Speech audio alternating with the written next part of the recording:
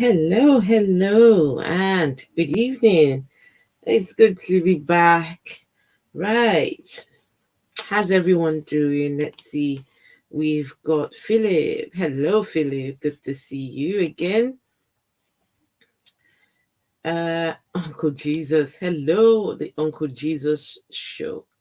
Omnipresent greetings. Right. Omnipresent, the Uncle Jesus show. And greetings to you, cousin.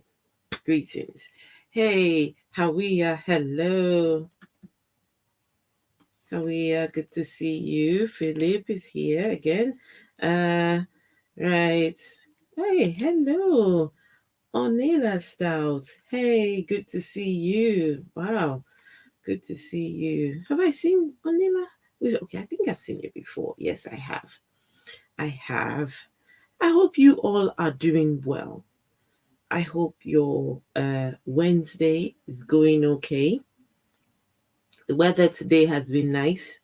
The last 2 days were extremely hot, but I absolutely loved it. I loved it. I prefer the heat to the winter. That's just me. I prefer the heat than to have that really cold. At least with the heat, you can cool yourself down, But whew, Hawia, it's good to see you too. It's good to see you too. Right. Okay, let's get started. But before I start, please, guys, if you're not subscribed, do make sure to subscribe, um, share, share the videos, and also hit that, the notification bell, put the thumbs up, the usual YouTube thing. Okay, right. So let's get started.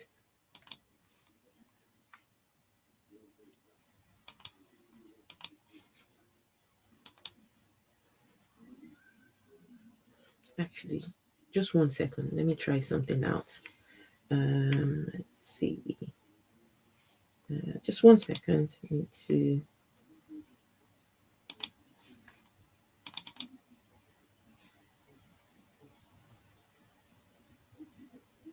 Should we use this one? Okay. Just 1 second, guys. Let me try and sort this out. It's the window. Okay.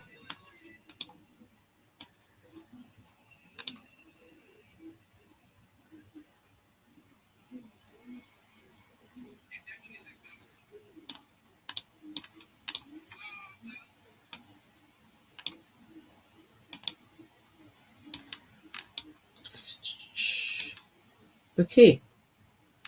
So before we get started, let me tell you what's happening, what's about to happen. Sometimes I wish I don't have to do these videos, but it just highlights the problem with religion, the problem with Christianity in Africa. So when Christians tell you that Christianity is somehow uh, the best religion out there, it is the religion of love, it is the religion of peace, it is the only religion that its Savior came to die for you and me. He loves you so much that he came to be the ultimate sacrifice for your sins. Then you have things like this. This is the version of Christianity most people subscribe to in Africa, Nigeria, all these other countries. It's everywhere. So let's go and listen to what this man is going to talk about. It's mind blowing that this is Christianity. Mind blowing. And I see bro guy. Hey bro guy, good to see you. Let's see here. Okay, you guys can see. Right. Okay.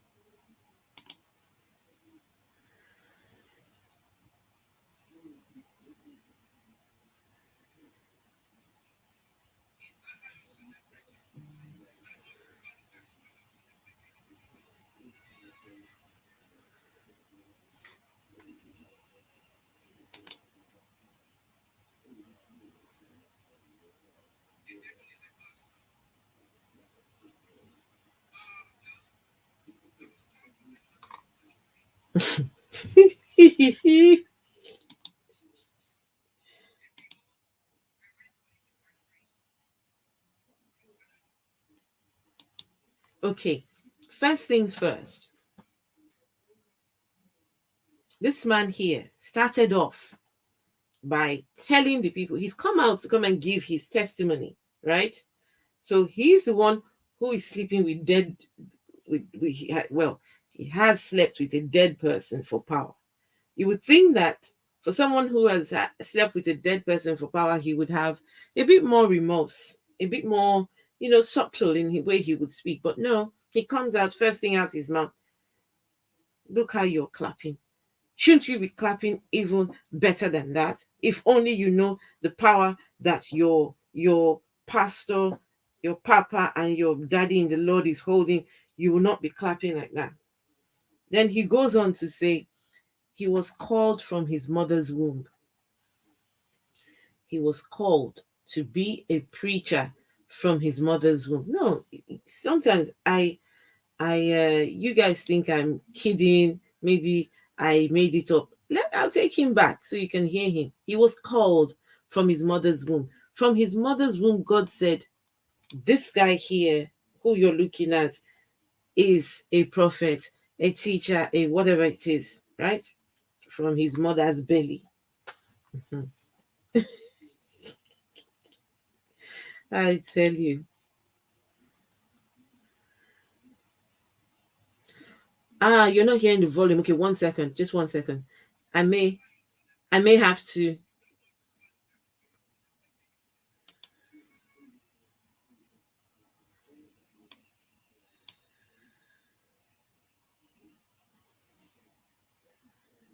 Okay. Can you? What's the volume like now, guys? What's the volume like now? Please tell me. It was called from his mother's womb.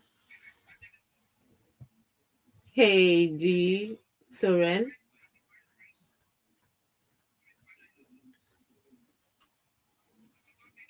You can't hear? Okay. Okay, guys. Just give me a minute. Just give me a minute. I will let me do something. Okay. This is not working. Just 1 second. Just give me a second, please.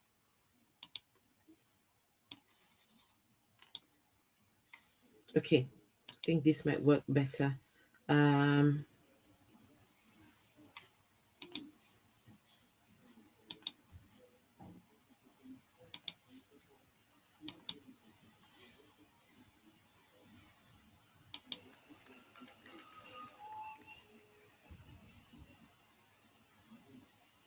Is that how you celebrate your prophet? You don't know his value. That is why you are celebrating him like that. Is that better?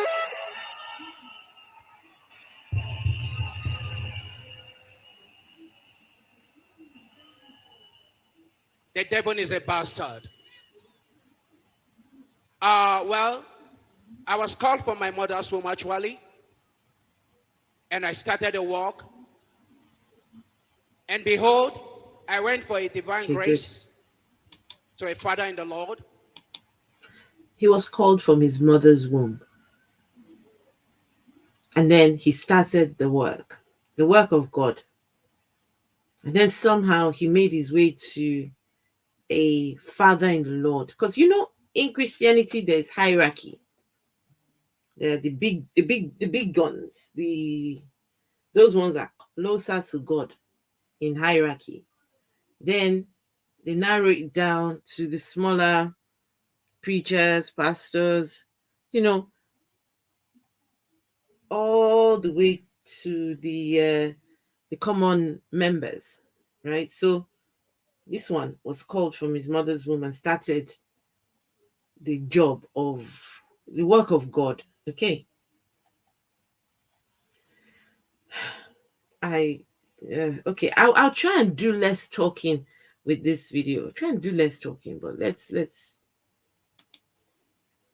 But to God be the glory. Mm-hmm. I was thinking, his genuine call. Right. I won't mention his name for his sake, for a purpose, for security reasons. I have worked under great men of God in this country. People knows me.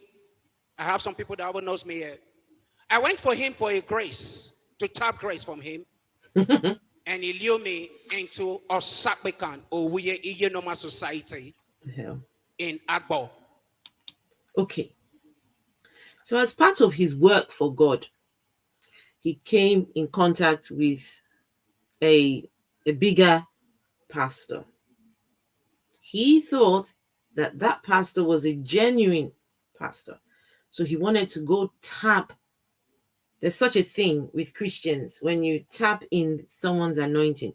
So if you see someone who's richer than you can pray to God. You can pray prayers like, God, I tap into the riches, or I tap into the blessings, or I tap into the wealth, or I tap into their glory, right? So it's like, wishing what they have on yourself, but, they call it tapping.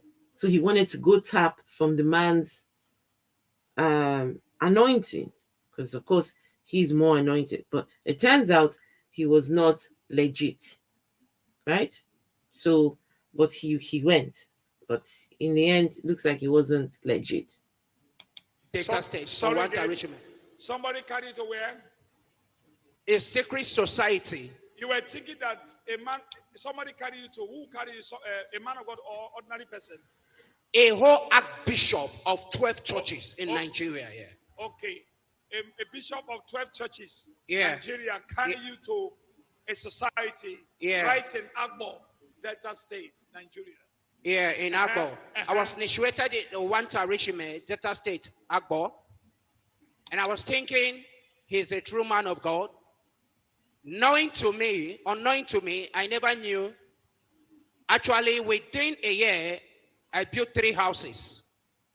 I built one for my dad, my mom, and myself. Mm-hmm. An e-loss of Mopo is following me. An e-loss of Soldier is following me as an escort. I built the first one in Gwagwalada, my church. The second one in Kwali. The third one that I was about building. Before all this, everything was moving fine for me. I was flying to some South African countries, performing miracles, healings. I slept with dead body. You slept mad with woman. Come again. You slept with because of power. Why you go and sleep with dead body? Why? Okay. So, as part of his work for God,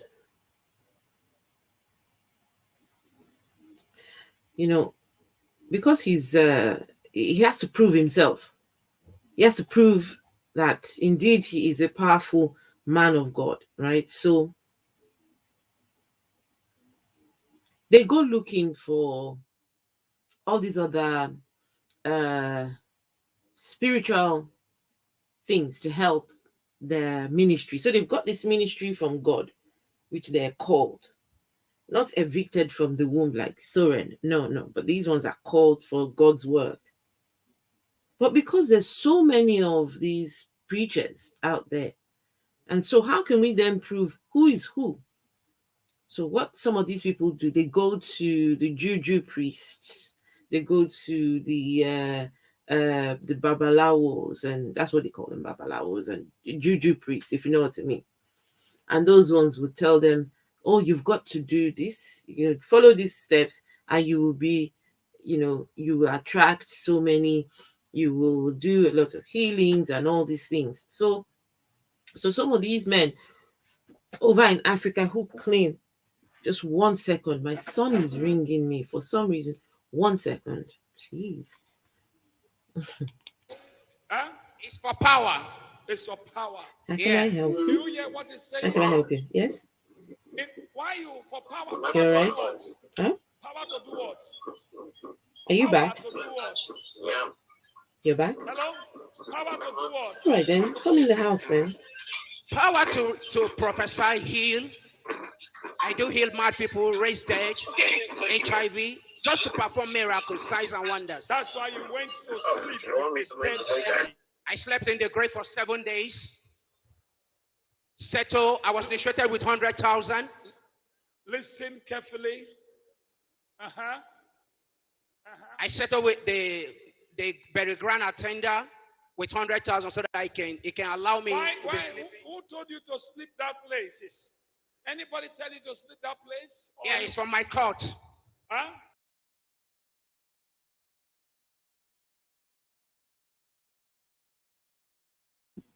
Sorry about that, guys. I need to hear that, just that last 1 minute what he said, because I was talking to my son, so I couldn't really. Power to prophesy, heal. I do heal mad people, raise dead, HIV. So he was sleeping with mad people, but at the same time healing mad people. So this power that he had after sleeping with the dead body and sleeping with the mad people, the power then allowed him to be able to heal mad people, HIV, all these things. He became really powerful. That's what he's trying to tell us, right? Now, guys, remember, this guy is God's prophet. And when I say God, I mean the Christian God. He was called by the Christian God. That's the claim. That's the claim here. He was called from his mother's belly. Just to perform miracles, signs, and wonders. That's why you went to sleep with a dead body. I slept in the grave for 7 days. Settle, I was initiated with 100,000. Listen carefully. I settled with the very grand attender with Hey, 100,000 so superhero that energy, it can allow me. Who told you to sleep that place? Anybody tell you to sleep that place? Yeah, it's from my court. It's a cult society. member. Okay, the society that you have gone to in order for power, to gain power, to heal, to the sick, and to get full crowds, made him to go and now sleep the dead, what's called cemetery, and a dead body. Are you hearing me? He slept with a dead person and also is in a cemetery for power. And because of that, the people that who sent him, they call the society, the occultic powers, they sent him to do somebody carried to that place. Yes? With a mad woman. Huh? Mad woman. You also I slept with a mad woman. I kind of eat small for mad woman also. For what? Because of what? To have power the more. In order to have power. Yeah, I was really making it. Everything was going successfully. So when you slept with them, what happened to your ministry? My ministry was booming. More than 2,000 to 3,000 members on my first church. At where? In Gwagwalada, area phase 1, Ongo 90, before Investor Abuja. Remember the prophecy, if anybody can recall about the prophecy. Okay, when it was lifeless. Okay, so you now, Bangalada, things were going on and going well. So you slept with this, take this one, take that one. So what happened next? Knowingly to me that 11 children of my mother, I am a twins. 11 children. How many children? 11. How many I called for you? Okay. Yes. They were eating them one after the other every year. Who were eating them? My society people, I didn't know. The more they eat them, the more my things excel. My ministry people, every place was jumping. I have 2 cars. I was planning to buy the 3rd car. Sorry? I was planning to buy my 3rd car. The 12th car? Yeah, I have 2 cars already. My 3rd car. So before I know what was happening, things begin to rough for me. I don't understand what was going on. Your 3rd car, number 3 car. Yeah. You wanted to buy the number 3 car. Yeah, and I'm about building the 3rd church in Kwali. You wanted to build a church. The 3rd one in Kwali. Church. And yeah. In Kwali, Jane Abu. Okay, guys, I know he's got a very heavy accent, but hopefully you understand what he's trying to say here. Some of this is not, may not necessarily make sense, but hey, it's his story. And we're here to listen. The one in the white is a preacher, has his own church and everything. And what I find is there's always this competition among these men to make one look like that's the real one, All the others are fake. So he's come and say he met a bishop who has 12 churches, who introduced him to this secret cult, slept with mad people, he did this, he did that. So the bottom line, all of this is designed to make you think the man in the white, he is the real man of God. Okay? So slept with this in the dead, what, much, I don't know whether it was the morgue, what, for 7 days. So he was building his first house, built his second house. It was when he was about to build.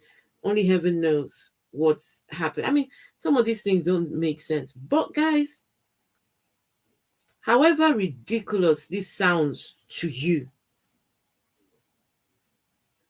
you might think, gosh, this is, how can anyone believe this? I will tell you, many African Christians believe this right here. I grew up in this kind of, my formative years, listening to this.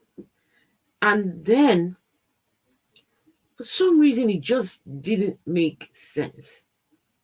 But hey, because I never experienced any of these things.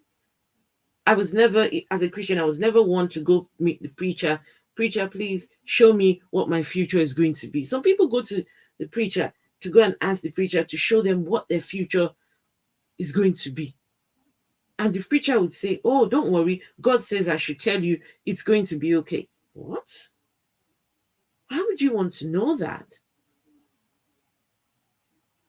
I remember sharing a story with you guys. Yeah.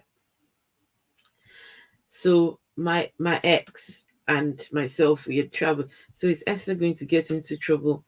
Esther, is he going to get into trouble in Nigeria for confessing he slept with the dead? I mean, tell me they take this seriously. Now, scapegoat Iscariot.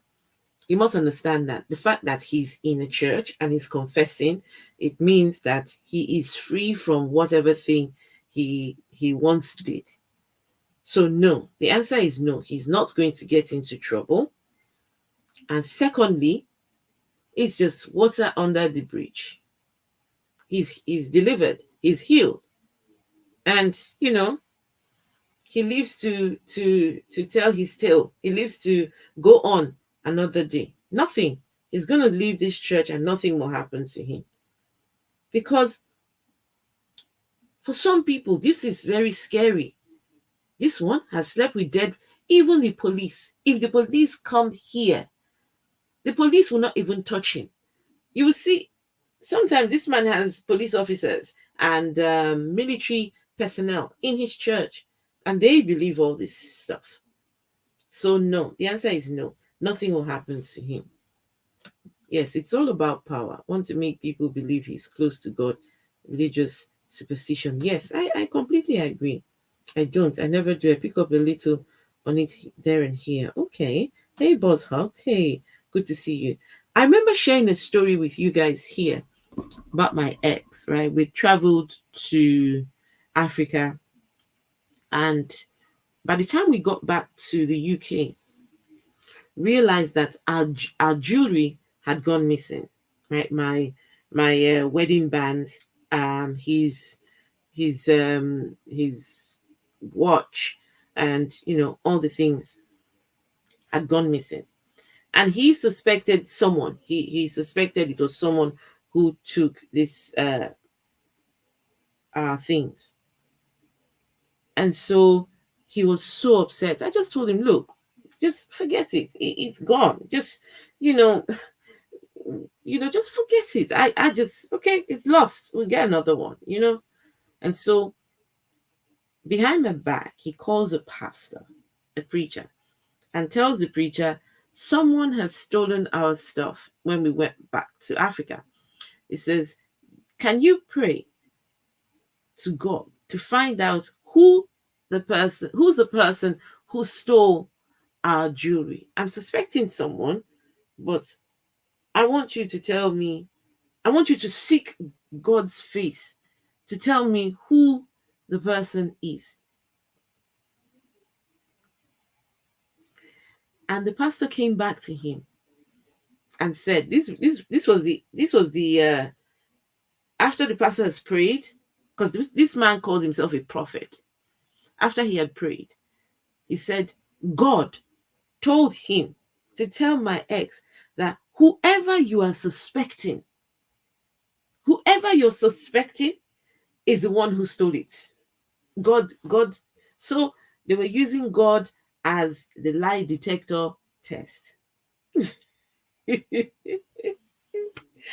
When he told me, oh, I've been to the pastor and I told, because if he had told me beforehand, I would have said, for goodness sake, why would you want to do such a thing? Lie detector test. I tell you, sometimes these Christians, they never cease to amaze me. Abuja. Okay, in Abuja. Yeah. So I said, things begin to rough for me. I don't understand what was going on. So I have to go back to the person that initiated me. And I Initiated called him. him. I said, look at what is happening. I don't understand. He said, we should go to meeting. And we went to the spiritual father, the godmother, and the mother of three horn. I went there. Sorry? Mother of three horn. The mother of three The woman of horns. three on. Yeah. The woman got three on. They are the goddess of the court. Three on the head. Yeah. She's the goddess So of they the told cult. me, I said, I don't understand. Why is my brothers and sisters dying? And they will be the one to give me money to support me. Each one burial, I will kill one cow. Each one burial, I will kill one cow. The burial was booming. I don't understand. So I said, okay. Later, I went to them. I said, what is going on? Then I said, the godmother is angry that Okay. So members of his family started dying. So he's a member of this cult, right? He's been initiated. That's how he said it. Initiated into this cult. But all this time, he's a pastor, he's a preacher, but he's initiated into this thing. And then members of his family start dying. For everyone that dies, he's got to kill a cow.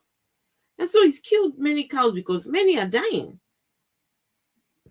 And the next thing he decides to do is to go back to cults. To say, cult people, what is happening? Why are my people just dying? So he went to the mother of three horns. She's the goddess of the cult. And they said the queen mother is angry. So you hear now why the folks are dying in his family.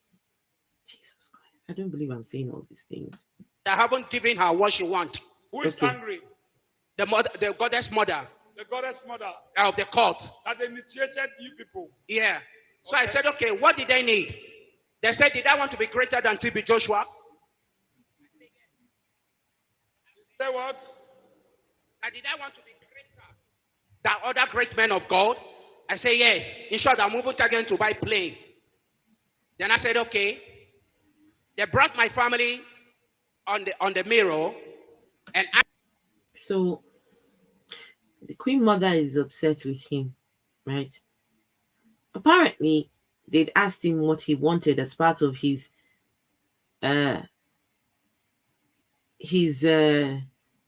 career as a preacher / pastor. And they offered him that he was going to be greater than the prophet TB Joshua. He's going to be greater than greater than all the great prophets. In fact, these cult people, mother of three horns, they promised him that he was going to fly his own private jet. Right? But that while he was in the presence of these cult people, they brought I don't know whether it was a Zoom or picture, what they brought something of his family members in a mirror. He called it but it's a mirror. So in this mirror, he sees his family members. So guys, I hope you're following so far so good. Okay. I'm trying my best. Okay. So while he's in there, there's a mirror that's been brought, and his members, family members, are shown on that mirror. Okay, Ask me, what did I love most there? who does he love most among the I was mirror shocked. people? Who brought Hey, dog, your family? How hello. they brought your family? Meeting. Eh? I went to the meeting in the night. Oh, Okay, in it's, the night. Yeah, at Your, night. your cultic meeting. Yeah, It's always at night. in Akbo there. Okay. So they said, did I want to be greater than men or other men of God in this country? I said, even all over the world. Oh, Then I said, right. okay. When they bring my families out to the mirror, they ask me, is this my family? I say, yes, this is my parents and my younger ones and the others. My father has 8 wives. So I said, okay. They said, which number is my mother? I said, my mother is the 5th wife. Inside the 8 wives. Then I said, okay. What did I love most here? I said, my mom. Then I said, your mom? I said, yeah. That's okay. On the mirror now. Huh? Yeah, on the mirror. They now display them on the mirror. Yeah, the whole family. The whole family appeared already. So, this guy who you're listening to wanted to be the best preacher of them all in the entire world. They asked him if he wants to be a great preacher. He said he wants to be greater than the ones in Africa, but that greater than all of them in the entire world. He wants to be the greatest Jesus representative here on earth. And the next thing they did, they brought the mirror. And in that mirror, all the members of his family, I asked him, who do you love the most? He says he loves his mom. So, guys, just imagine, stop for a minute and imagine a mirror. And in that mirror, you see all your family members. You're asked to select one. Or I don't know who he's supposed to select, but hey. Right on the mirror like a television. Right. Yeah. So the mirror was like a television. That's an evil mirror. Evil mirror. Must be broken. Yes, Papa. Evil mirror. Yes. Then I said, as a Jew, I have to have many churches that I will be greater. Nobody can get to me in this country, Sorry. outside the country. Come again. That when, as a Jew of a ministries, I have to be greater than other ministers in Nigeria or outside the country. That I have to present my mother. Okay, now you want to become. I have to sacrifice my mother. Listen. You want to become the greatest man of God in Nigeria. Over outside the world. Outside the country. The whole world. We are one more than this.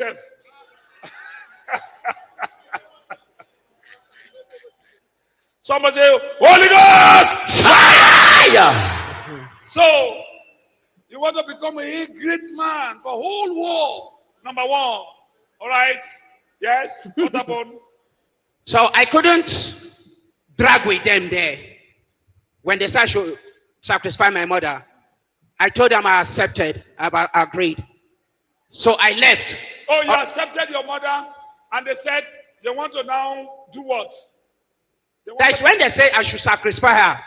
I have to apply my knowledge, my wisdom. I don't have to drag with them What's the there. meaning of satisfaction? What's the meaning of satisfy?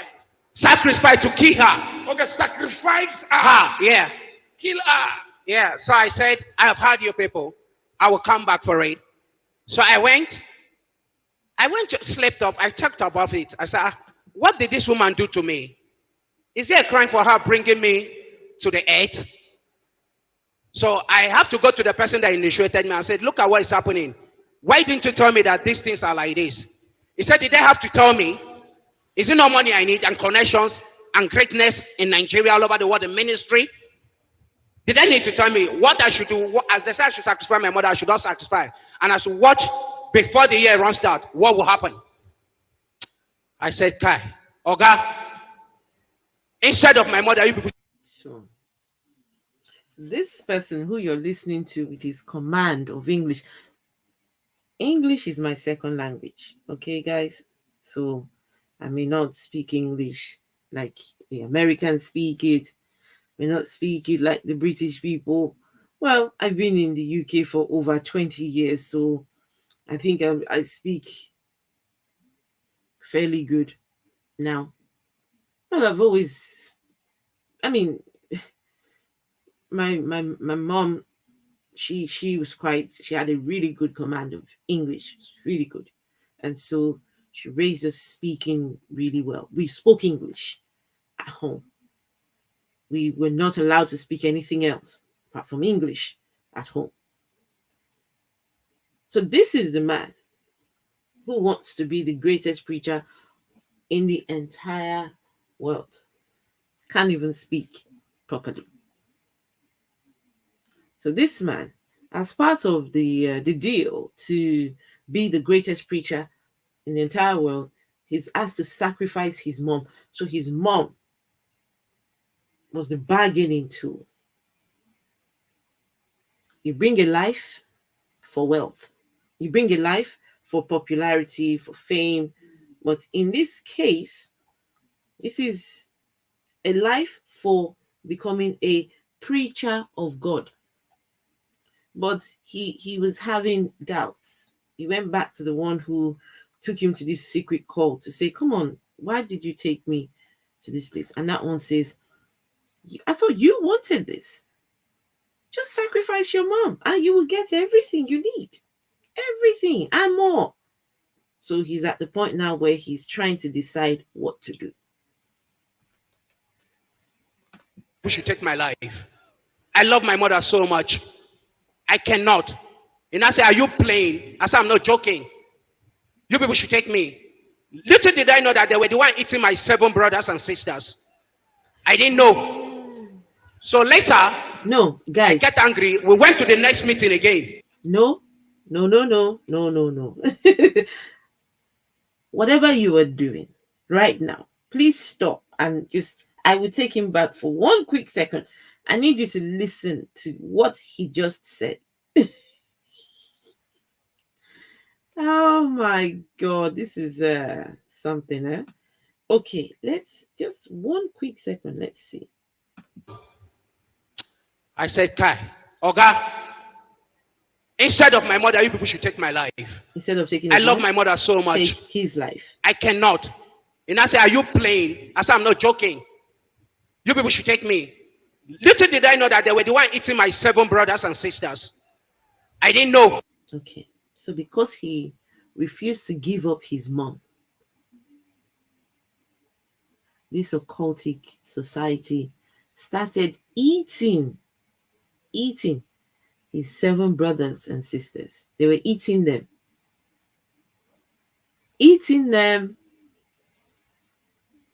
I don't know how. Maybe physical, spiritual, but they were eating them. So you refuse to give us your mom, we take your 7 brothers and sisters. So I don't know, maybe he will describe how they managed to eat them. So later, I get angry. We went to the next meeting again. They said, am I ready? The same Abuja. In Agbo. Okay, Agbo. Yeah, Benin is the headquarter.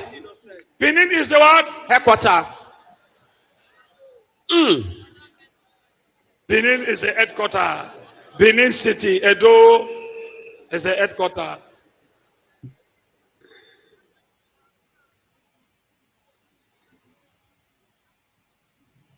Right.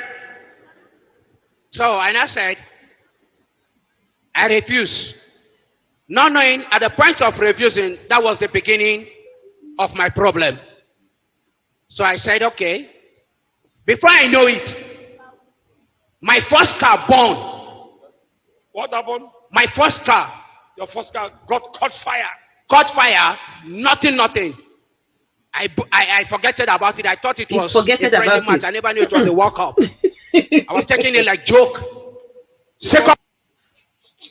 Sorry, I shouldn't laugh, but my goodness, no, I have to. This is the person who wants to be the greatest preacher in the whole world. His first car burnt, and he forgetted about it. Yes, he forgetted it. It burnt. and forgetted about it. Forgetted. Someone get born. Before I know, all my members, less than 2 to 3,000 members. I couldn't count 500 members anymore. Oh, so he My had pastors, 14 pastors working under me, they left. I don't know what was going on. So I have to run back. I said, what is going on? They say, sure you say you won't sacrifice your Run back mother. to where? To the society again. Okay. And ask them, what is going on? Why is all this demolition, all this havoc going before me? They said, if I didn't sacrifice my mother, I should expect more than this. I said, I left. So I put their ring and the red garment and throw it on the ground. And I Hey, left. Donald Head. Before I Hello. know it, my church collapsed without nothing. Because he didn't Travel to Ghana and sacrifice come his back. mom. My The house church burned. collapsed. No light, no lamp. Car burnt. Everything burned. To God House be the glory. burnt. My document was in my father's house. Right. So Everything burned. All the old shirts you see me wearing today, it was sowing of seed that people sowed into my life. I said, okay.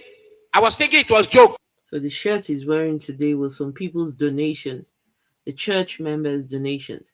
So this man went from having 2,000 to 3,000 members, 14 pastors under him, to barely 500 members, and all the pastors just left. Why? Because he refused to offer his mom as a living sacrifice to this secret society. That now this secret society helps you become a good pastor, helps you to become a popular pastor. Because the whole idea, he wanted to be able to fly a private jet. He wanted to be the best preacher of them all. I don't know. I began to run from herbalist to herbalist. Another herbalist have to ask me again to go to a cemetery again and sleep with dead body again. You say what? For 7 days. Wait. When you are in the trouble, when you are in the pains, you gone to somewhere and somebody said, go and sleep with what? The dead body again for 7 days. Ooh. A native doctor. A native doctor said, yes, I was running from native doctor to native doctor for solutions because I couldn't withstand it anymore. So I don't understand what was going on. Everything does go. And the third building I'm about building, it was one of... Okay. So, guys, he was a preacher of God. He was, or is, I don't know, a Jesus representative.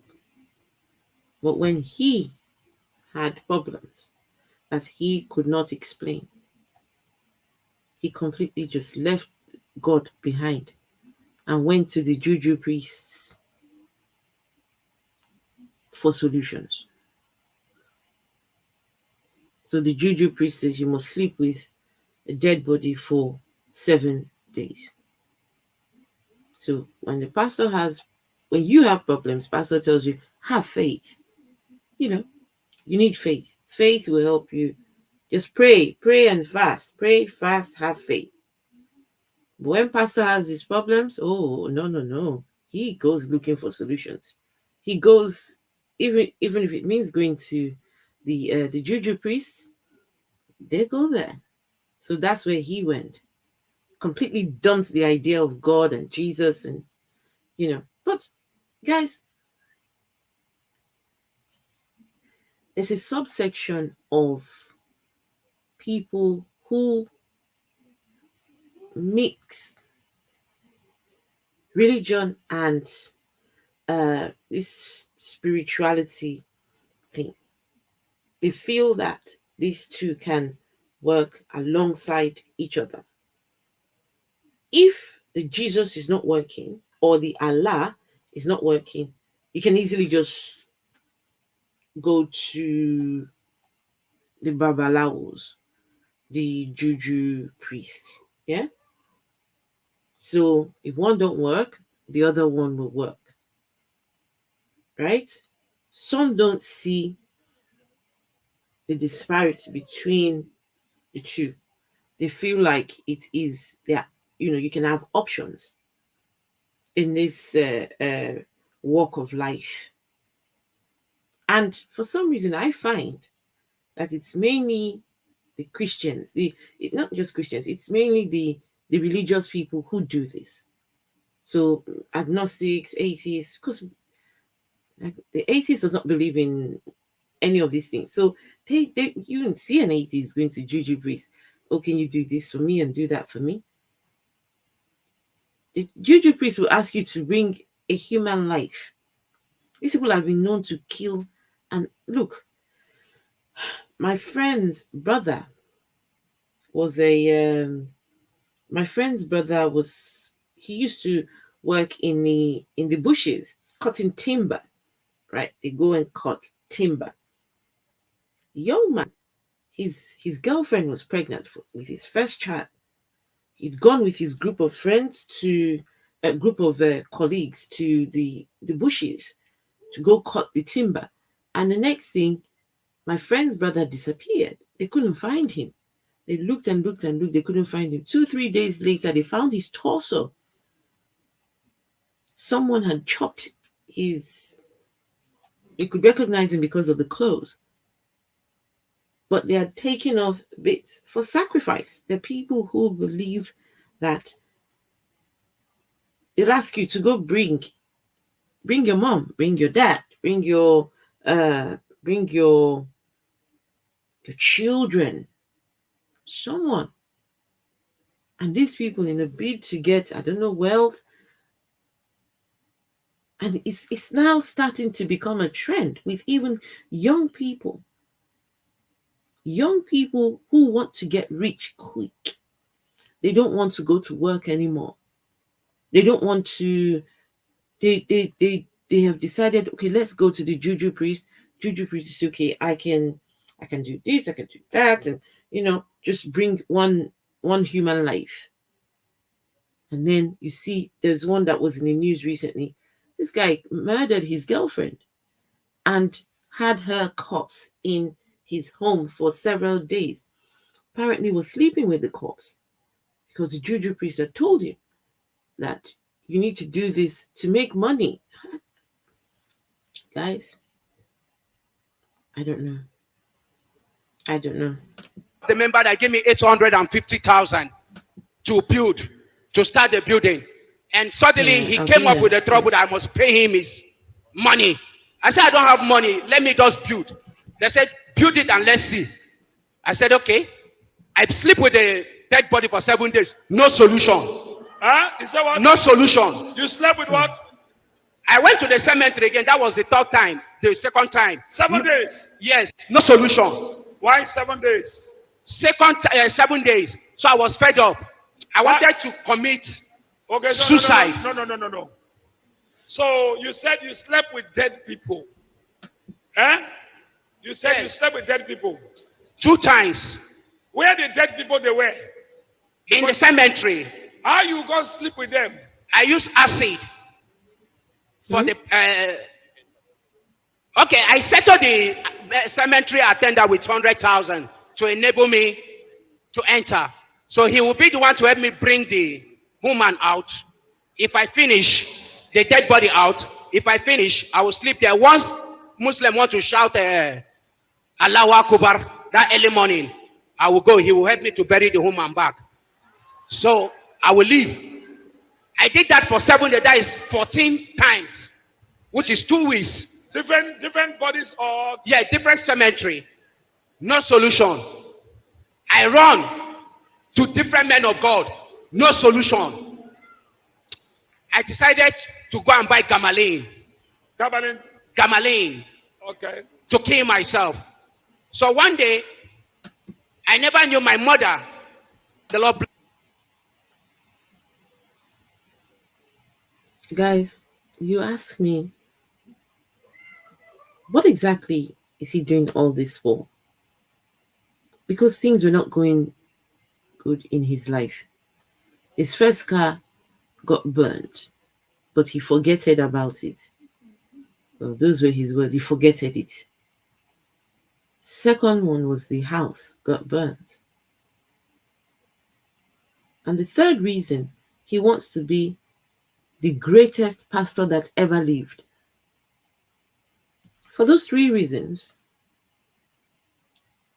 he wants to, this is what he will put himself through to try and attain, or guys, it might sound ridiculous to you, but it happens. It happens. There are people who sleep with, they, I've never seen it happen, I've never known anyone who do it, but I hear about it. Not so much dead people, but when they say a mad person, that's someone who, because there's no healthcare over in most of these places, and so someone who has severe mental health issues usually is on the street, nowhere to go. They're running around naked, they're running around, sleeping on in the bushes, and these juju priests will tell them, go sleep with one of those mad women. And you see the mad woman, before you know it, she's giving birth to a baby inside the bush. Who slept with her? One man who wants to get rich quick has been told to go sleep with a mad woman. And it's amazing, guys. It's amazing. You see this woman, dirty, very dirty. Very dirty. She stinks. But she's sleeping out in the bushes. She's pregnant, and then on the day to birth the baby, she will by herself birth that baby. And she will, I don't know how it happens. She will take care, some people will come along and help.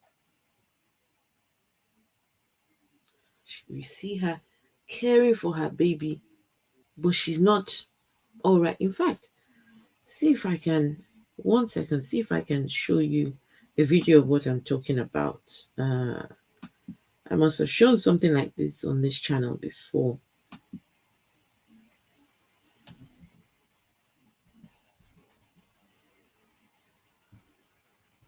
One second.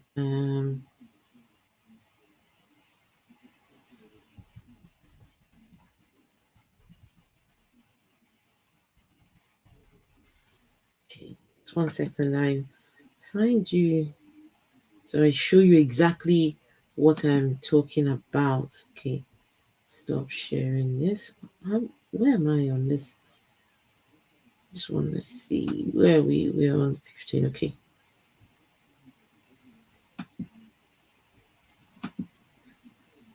So if I share this here. Hey, Taye, good evening. Good to see you. Bushwoman sting. She smells like bush.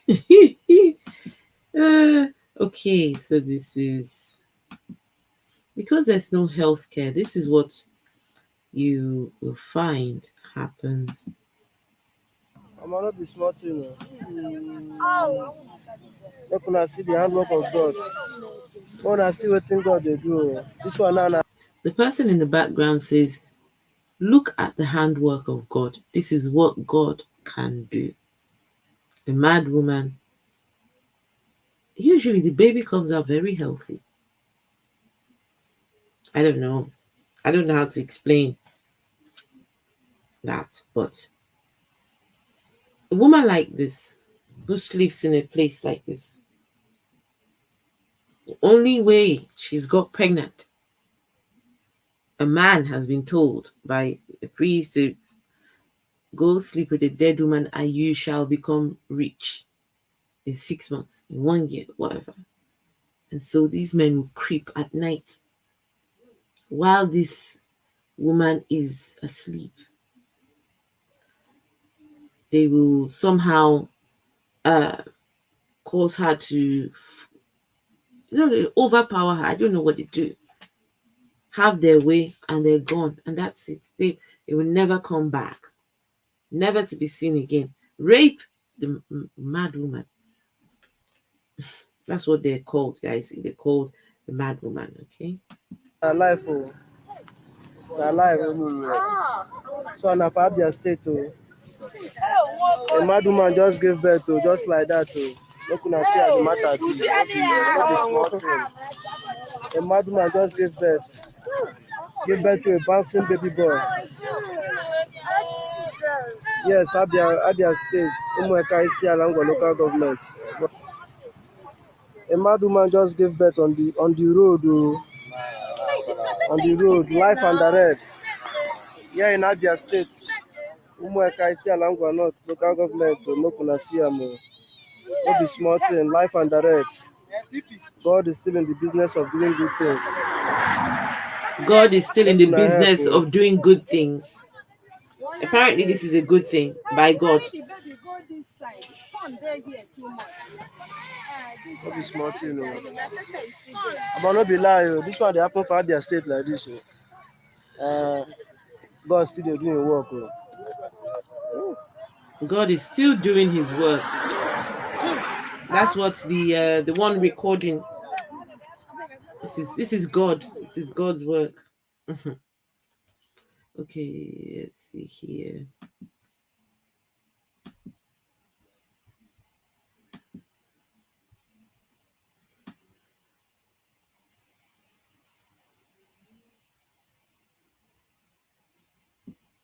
Okay, let's go back to that video.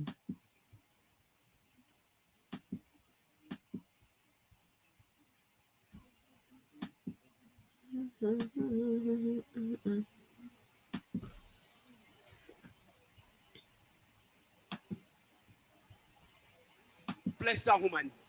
She saw it in the dream. And she called me one night. She came to my house, my room, where the building I built for my dad. They gave me a room there. She came. She said, my son, wake up. I wake up. She said, my son, look at my face. I look at her face. She said, how many of you did I give birth to? I said, we are 11 plus my twins. She said, where are they? I said, I don't know. She said, they are dying 1-1 now. She said, they are dying 1-1. Why do you want to kill yourself? I said, Mommy, how do you know I want to kill myself? He said, the Lord shows me in the dream. I saw it. Tell me the truth. What is wrong with you? So, me, Kuma, as a mother, I cannot hide it from her. I just have to open up to my mother. As I was opening up, the poor woman fell down and collapsed. They rushed her to specialist hospital, Gwagwalada. I called my dad. I told my dad, the old man fall. They rushed him. I have no option than to just carry my document and run away from the house. I drink the gamalin. No way. They rushed me. You drank gamalin. Gamalin 20. Yeah. To die. Or To die. Gamalin refused to kill me. I came out. So I said, okay, and you, I dislike you with all passion. Sorry? Because Come again. I dislike you with all passion. You hate me. With all passion. Any of my members that come here, let me not mistakenly hear that they came here. At that time. Yes. If you are giving me a tithe or a seed of 100 million, go with the seed. I don't want it anymore. As long you step your feet in this place, because light and darkness has nothing to do together.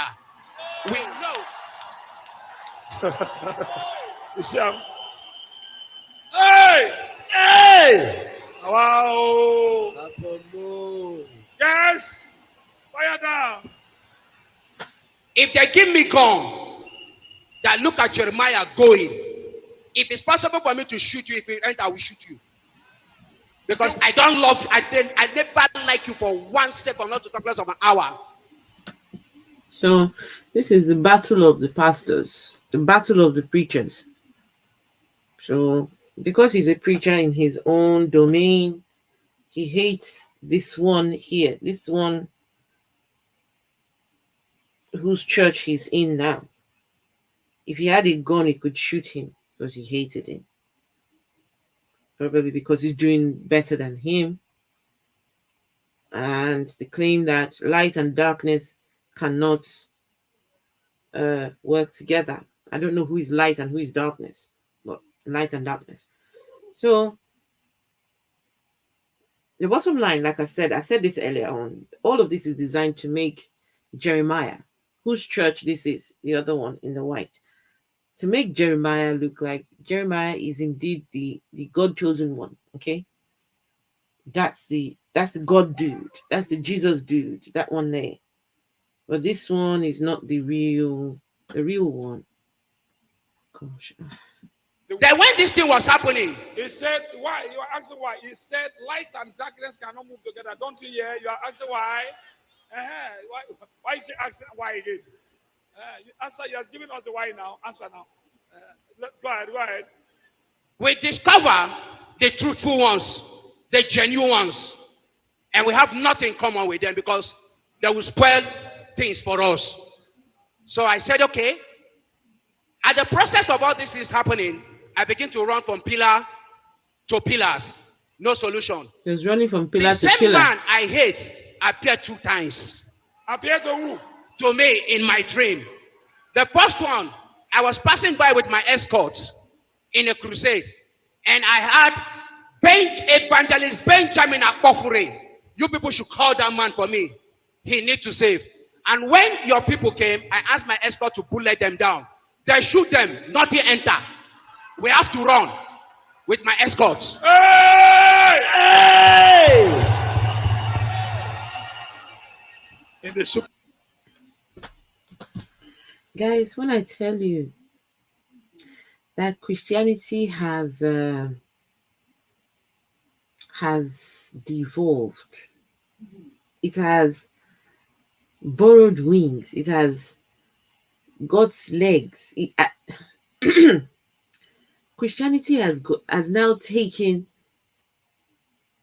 a shape of its own, to the extent this man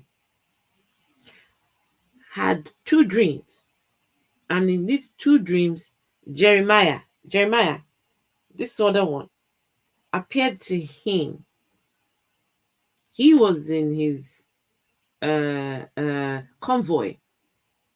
He was in a convoy with other people, and these people were armed.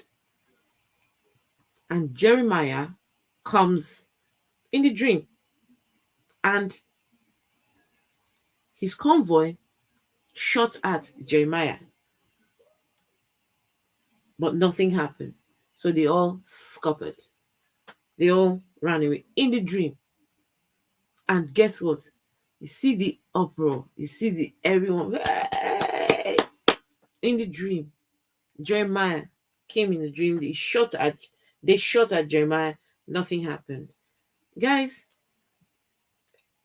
Christianity in action. Supernatural. The second one, you came again. You said, my son, do you know I love you? In the dream. I said, to hell with you. Oh, yeah. Okay. God punish you and punish your ministry and your generation. Jesus. Are you sent? He said, my son, I love you. And Jesus loves you most. I wake up. I said, God will punish that man. Sam. The third one was last 2 months here. Oh, 3 times. You came again. You said, I should give you my hand. I said, for what? He said, because your dates are numbers. Your days are numbers. I said, who tell you say my date don't number? You be Ogboni, I will be Osakwe can Your like days me. are numbers. You be witch. When you go say my date don't number, who be you? Get out. You look at me and shake your head. You say, don't worry, the Lord will vindicate you. You left. So God be the glory. A pastor in Assemblies of God Church that has been coming here, I run to him for help at Karimo, there in Abuja. He told me, he said, he has nothing to give to me. Neither he has nothing to say to me. But he has a father of fathers.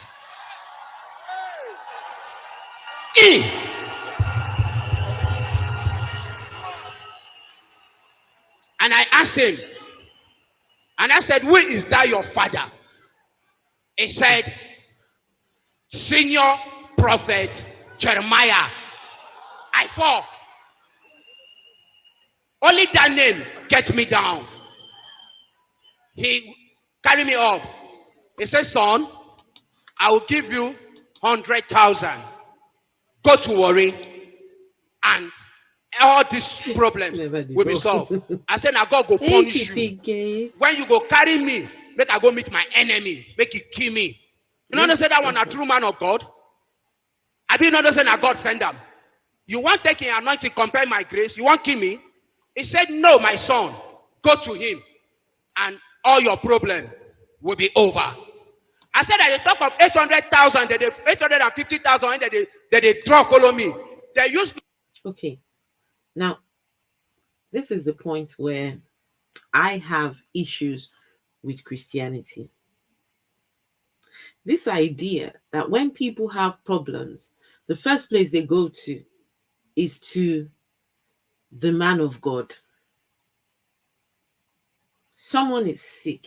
Instead of them to go to the hospital, you see them going to church.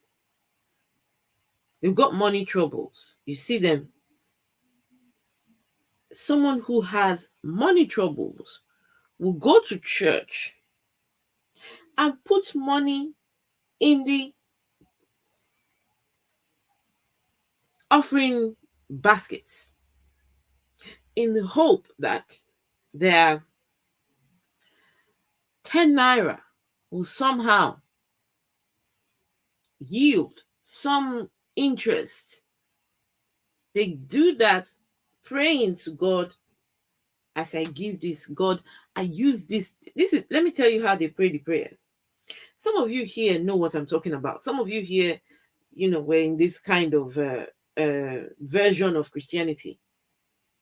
They will pray prayers like this. They will say, I use this money as a point of contact to my wealth in the spiritual realm. God, answer my prayer.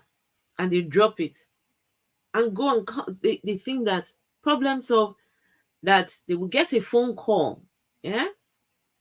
Some of these people, seriously, they've been told that you will get a phone call tomorrow. And what the ideal situation, what they want is that their phone will ring. They'll answer the phone. And someone will say, oh, are you Esther? Yes, I'm Esther. I've got money for you. Money? From where? Don't ask. Just come and take the money. It's yours. And I don't ask where, how, why, what. No, no, no. It's mine. Because I gave that money to God yesterday. That's what they want. They want instant miracles, money miracles. They just like that. These Christians will go out on the street like G-Man. G-Man prayed to God and he went outside and found a safe.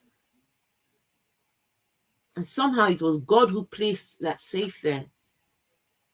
He tried desperately to break into the safe, could not break into it. His father tried, and they finally broke into the safe. $3,000 they found in there. How many Christians have they go out there? You see them, you see money on the, instead of picking it up and asking, who owns this? No, it's God. God put that there for me. You see them stealing. They will steal and tell you it's God's blessings. So this man has issues, problems. Instead of going to the necessary place, find a job. Find a freaking job. It's in Africa that pastors are respected more than doctors. Yes, pastors are respected more than scientists. Who is it? Scientists in Africa. What? Scientist and pastor? Oh no, the scientist can go and do his science, but you see the pastor. Pastor's coming. He's revered. It's just the sickening nature of the religion called Christianity. I just highlight the problems I find. Some of these men, this Jeremiah, hasn't been to any school, hasn't been to any higher institution. But look at him, has a church, massive. It's terrible, man. my face, go withdraw all my money for account. UB 5 point something million. Echo Bank 3 point something million. I locked the two manager innocently. They did not know anything. It was the pastor that told me that those managers are innocent, that they did not know about my money. Is it not me signing the money? I said, what time did I come to withdraw money? Everything empty. When he gave me the 100,000, I look. I said, Kai, let I look and go meet this man. This man go kill me. Oh.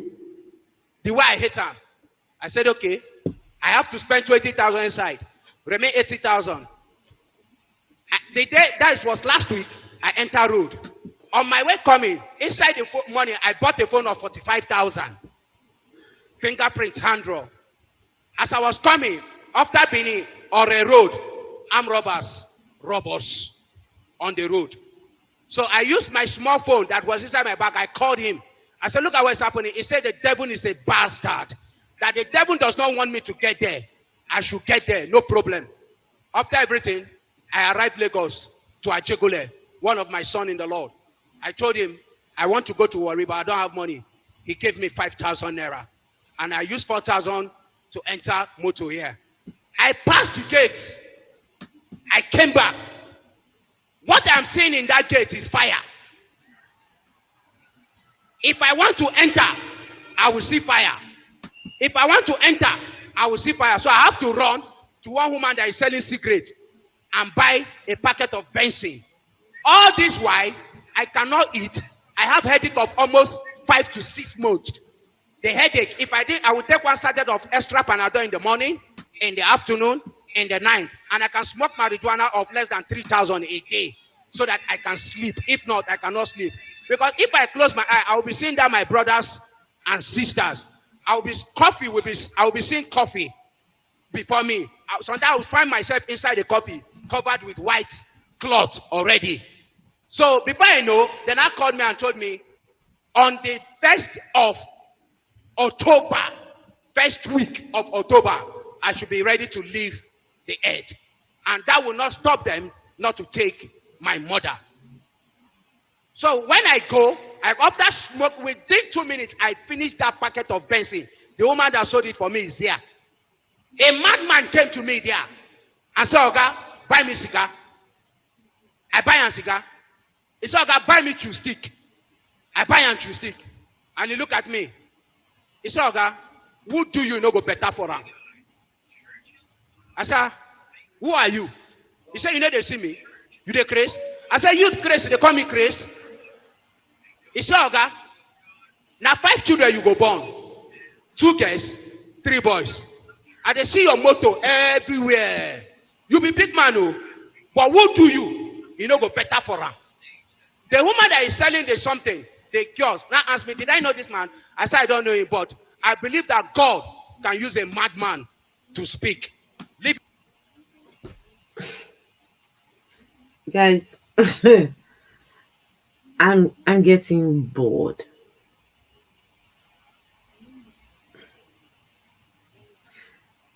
Some Christians go to church on a Sunday and they're in church for 6-7 hours. This man's church is one of those. 6-7 hours. Can you imagine that there are thousands of people in this place?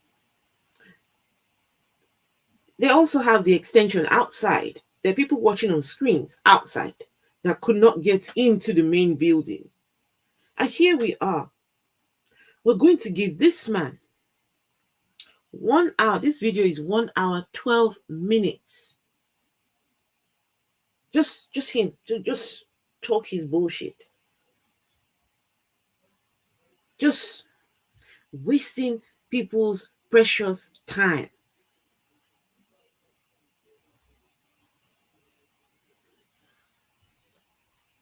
I'm going to take it forward. I'm going to see what on earth. I think this was when they did his deliverance, I think. This number. So when I came outside, I wanted to go like this.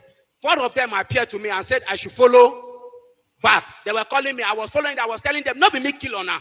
Not gonna leave me. I don't know if they happen. Not gonna leave me. But where they carry me until I run and enter one water around here. And that was how I I came. I don't. That's why I can just remember. I can't remember anything again. May the God bless the confession. And God bless us, those who hear this confession in Jesus' name.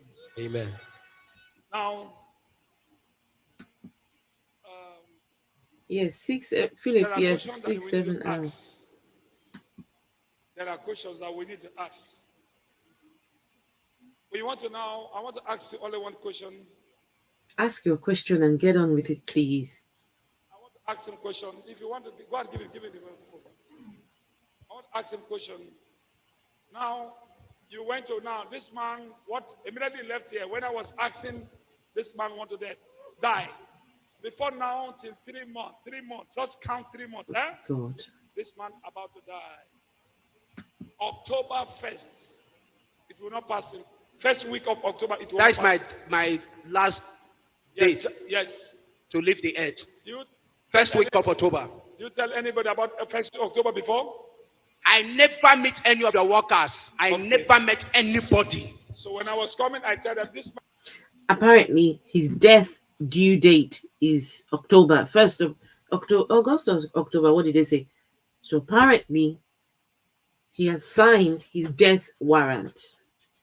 His death due date is the 1st of October, but he never said anything to Pastor. But Pastor knows. Pastor knows it. In 3 months' time, it's going to be 1st of October, right? So he has just confirmed that. He has never told this to anyone. So when you join this cult, they tell you you will be wealthy, you will get everything you want, but your life will be cut short. You want that or no? Yeah, I don't mind. I mean, I'd rather be rich, live 10 years, than live the rest of my existence and be poor. So his death due date is in 3 months' time. So his life is ticking away. Tick, tick, tick, tick, tick, tick. But because he's come to meet Jeremiah now. Jeremiah is on the case. Jeremiah will prolong his life. Jeremiah will sort all the problems, you see. God will not pass 3 months. But however, is highest is 3 months. He's going to die. Yeah, he'll be dead in 3 months. Bring this man. He'll be dead in 3 months. When you now calculate from that time till October 1st week, 3 months. Dead so, due date. What I'm telling you is this. What I'm asking is this. You have a church. So he's got a church. More than 3,000. Is this a Sharia cult? Do you have one church, it's a Jesus church. 3, Abi? Yes, sir. Now, in this place, we work with evidence. Evidence, guys. How can we know? Evidence. People will know that you have the church somewhere before. Guys, look at I can call people to come and bear witness from Abuja. Even my dad, my brothers, my sisters, and members. Entire world. Look at him. Okay. Can we have the pictures or the videos? Or can we go and video the place you were ministering? Pastoring. Yes. One of the places. I didn't know they do bring pictures or whatsoever here. I'm just running for my life. Sorry? I said I didn't know that is how they do here. Pictures and no. I did not come with pictures. I only came with the pictures of people I'm praying with and the prayer books. Okay, no. I am just asking a question. Because people out there are watching. People are listening. Nigeria, we have seen a lot. I'm a prophet. I know what's happening. He's a prophet, right? I'm a prophet. I know what's going on. So, the people who are carnal. Hey, Uncle Beck. Who don't know the prophetic things. Who don't know all the system. Now, I'm asking, can we now get your pictures of your church? You are here to die now. So, you are not here for this. Can we get these pictures back? After a year, can you go and bring your church pictures? Can we get them or we can go and video? I can go to Abuja and bring them. Even my shrine is still on. It's a serious matter. Hey, Uncle Ben. It's not. Good to see you. It's not we are going to listen. Okay. Well, there are questions that you need to ask him so that before we will, whatever decision that we're going to take here. I want to ask you a question again. Your shrine, everything are there right now because we're in Nigeria. How do you sleep with these dead people? Right. How does he sleep with the And these dead people bodies? have died. Somebody died for 3, 5, 6 days. And the person, something's wrong somewhere. How do you sleep with them? Can you throw more lights? I said I do use acid. Acid or where? To pour the woman's private part. It will soft.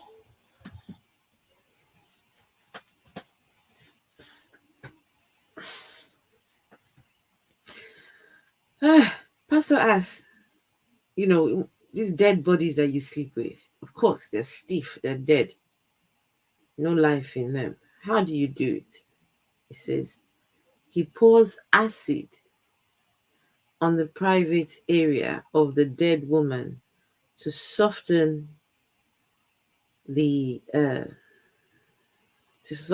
area so he can do his business.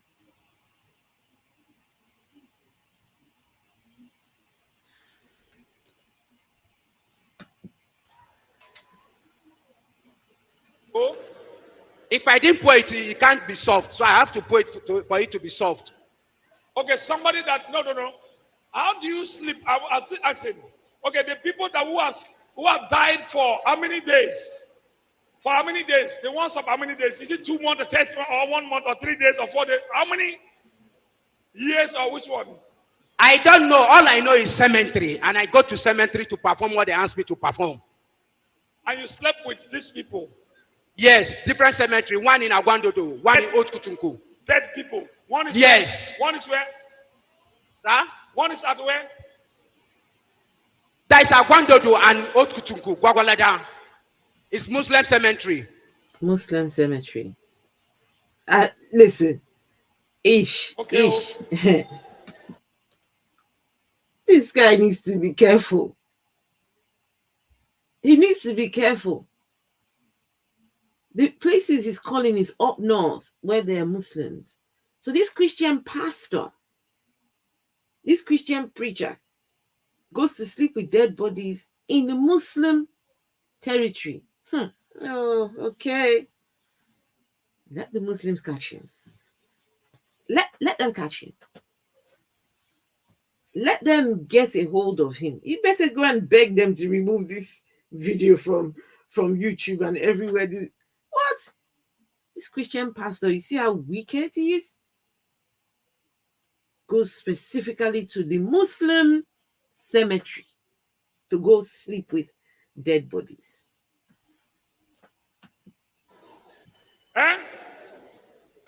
Muslim don't bury with coffee. Okay.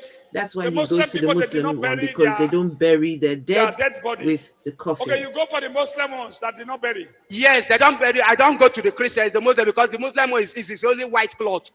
They'll bury them with white cloth, and that is all. Just slide them there. Yeah. Any question from? Okay, question. Like we want to get like. Someone is raising his hand at the back. Because this is 8 months. Oh, so people want to ask questions. Okay. Ask him, yes. Ask where you come from. From Abuja. Yes. My name is Sonieka. Abuja. Yes. What I want to confirm is the Muslim burial ground. The Muslims, they don't use gasket like the Christians. They carry the dead body like that and dig the grave and use white cloth to cover the person like that. And even return the mat. So anybody can bring them, the person out, the cups. You can bring the cups out like that and yes. Carry it back again. Yes, because they don't use the gasket like the Christians. Okay, they don't bury them. Sir. They don't bury them. Sorry? Sir, they use bamboo wood. Okay. Two. They don't bury them with the soil. Yes, like that. Okay. All right. Hey, Miss Yes, Drea let me hear from Drea. him. The grave is not deep like 6 feet. It's Jeez. 4.5. Okay. Okay. And open. They don't dig it very deep like the way we Christians bury 6 feet. They don't dig it deeply like that. I do follow them. I was born in Lagos but brought up in the north. It's okay. All right. Next question. Yes. You're from where? I am Pastor Roger from Cameroon. It's another It's a serious pastor. matter. Okay.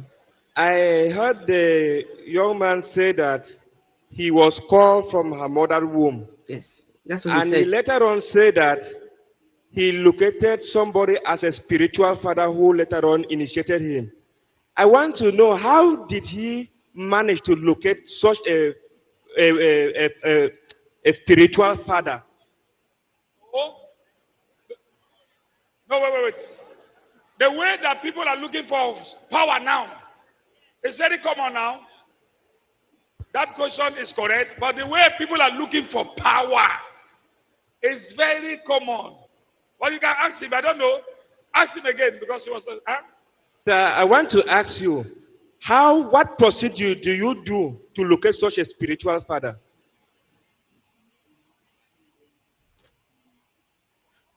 A spiritual father is a spiritual father now. The spiritual How father can is you a ask me spiritual how did father. I locate? I just have to go and meet him for more grace, more oil. More Okay. grace. That is just all. A spiritual father is a spiritual father. Anybody can be your spiritual father. Anybody you believe on the anointing and the oil on him. You believe he's a man of God that is greater than you. You need a higher grace. So that had a man carried to Apple. Yeah. Okay. You can see. Now, Just find yourself a preacher, pastor, the one who claims to be from Jesus, right? Who is greater, bigger than you, better than you. Just believe in their anointing, believe in the oil on their head. Because, of course, the Bible has many stories of God. God would usually direct a prophet, go into the house of Jesse and go and find one person there and pour him. That's my chosen, the chosen one. So they believe in that, because God used to tell the prophet to go pour oil on his people's head, the one he has chosen. And so just believe in the oil on the head of the guys. When Christianity intertwines with other belief systems, all of them it just becomes a whole mess. You don't know what's Christianity anymore. It's all just a mishmash of beliefs. Someone who is an atheist is I would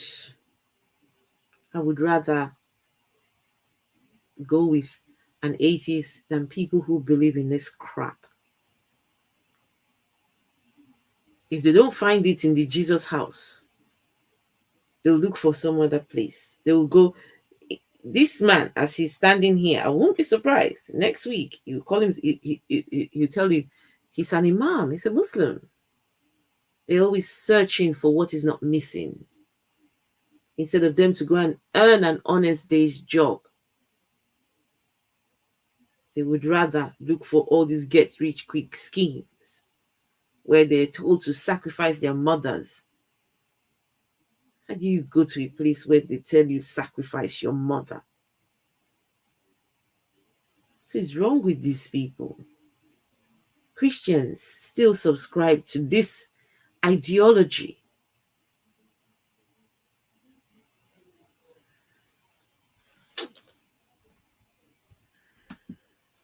do you have Facebook or YouTube Do you have in your Facebook? church as a ministry?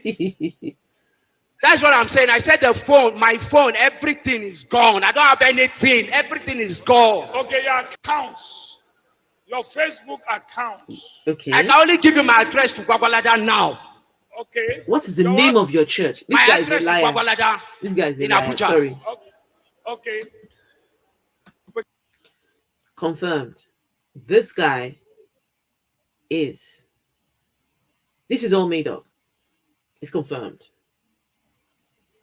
The pastor asked, "Do you have a Facebook? Do you have a what was the other one he called it? Something else." So if you claim that you have a church where you had 2,000 to 3,000 people under you and 14 pastors, you're the one in charge of all of this. You'll have some form of evidence where we can go and see what you've been doing, right, guys? All pastors, they're online now. Everyone wants the YouTube money. Everyone wants a piece of the social media income. They asked him, "Do you have YouTube? Do you have?" He says, "All I can give you is my address in Guagalada." Scam. I detect scam here.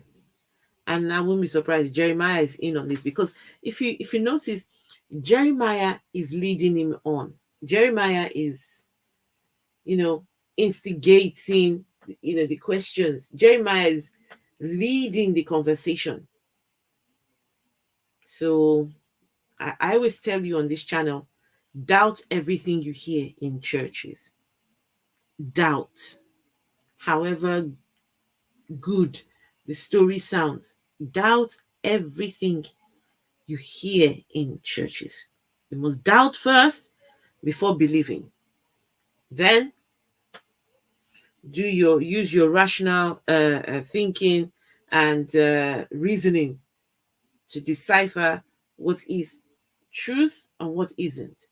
Any claims made by Christians, spiritual claims, doubt first. Start by doubting.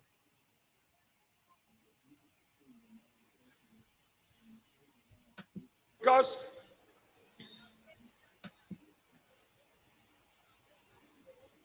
Yes. all right, Uncle Beck. we are going to He's go been for put. your Facebook address.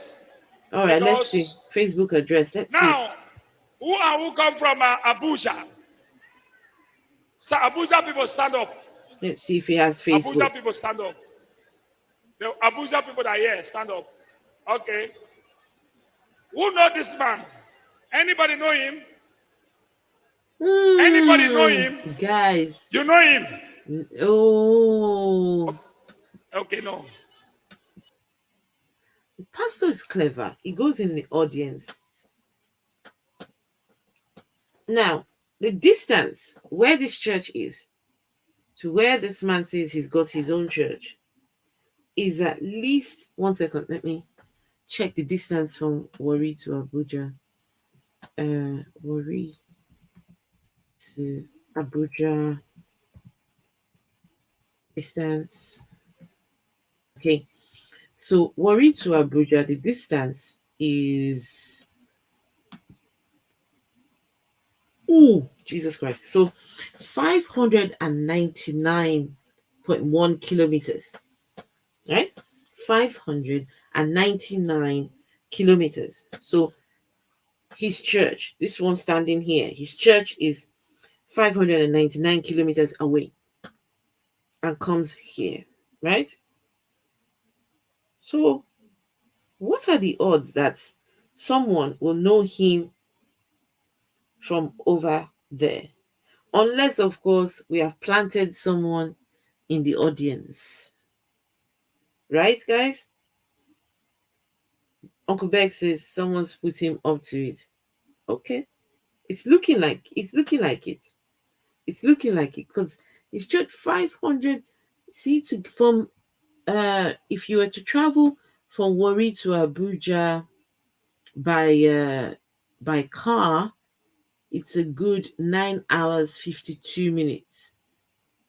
Yeah, 10 hour 24 minutes, depending on what direction you go. So 10 hours in between the two places.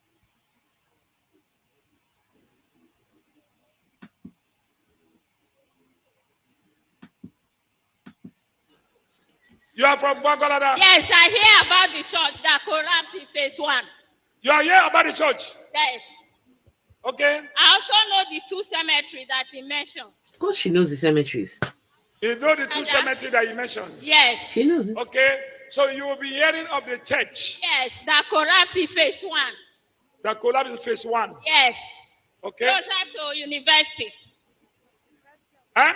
Uncle 90. Huh? Angle 90. Angle 90, that is before the university. Okay. All right. The name of the church? Huh? New Jerusalem. New Jerusalem. Exactly. You know? Hear it. You know? New Jerusalem, Go to Abuja. that one. Eh? I'm going to type Come here, come here. New. I know the church. New You know the church? Jerusalem. I know it. I know the church in Gwagwalada. Are you the CEO or are you the CEO or I'm the Geo. no. Yes. Yes. You want to say go there, go there, go there, go there, go there, go there. Yes. I know the church in Gwagwalada, New Jerusalem Church, very big church, and it had branches, more than 3 places in Abuja. Eh? It's in Kwari. Kwani, where be Kwani? Abuja. Closer to Gwagwarada. I still have branch there. He's a GO. Yes. He's the general overseer. That's a lie. That's a Confirm. big lie. Are we not confirming? Are we not confirming something now? No. So before we go and video the place, later we'll go and video the place. So when we are talking here, because people are watching us live and direct all over the world, so we are doing something we are not here to play. We are doing real thing. So, questions we want to ask. God bless you. We are going to we're going to take after here we'll take a decision. God bless you all. Thank you, Abuja people. Yes. Yes, you want to ask a question? Guys, I typed in Google New Jerusalem Church in Abuja, and yes, there's things coming up, but nothing. This man is nowhere. He's nowhere to be found in any of the pictures I've looked at. I mean, just look at him. Look at this man. That he is somehow the leader of a general overseer of 3,000 people, 14 pastors under him. Liar.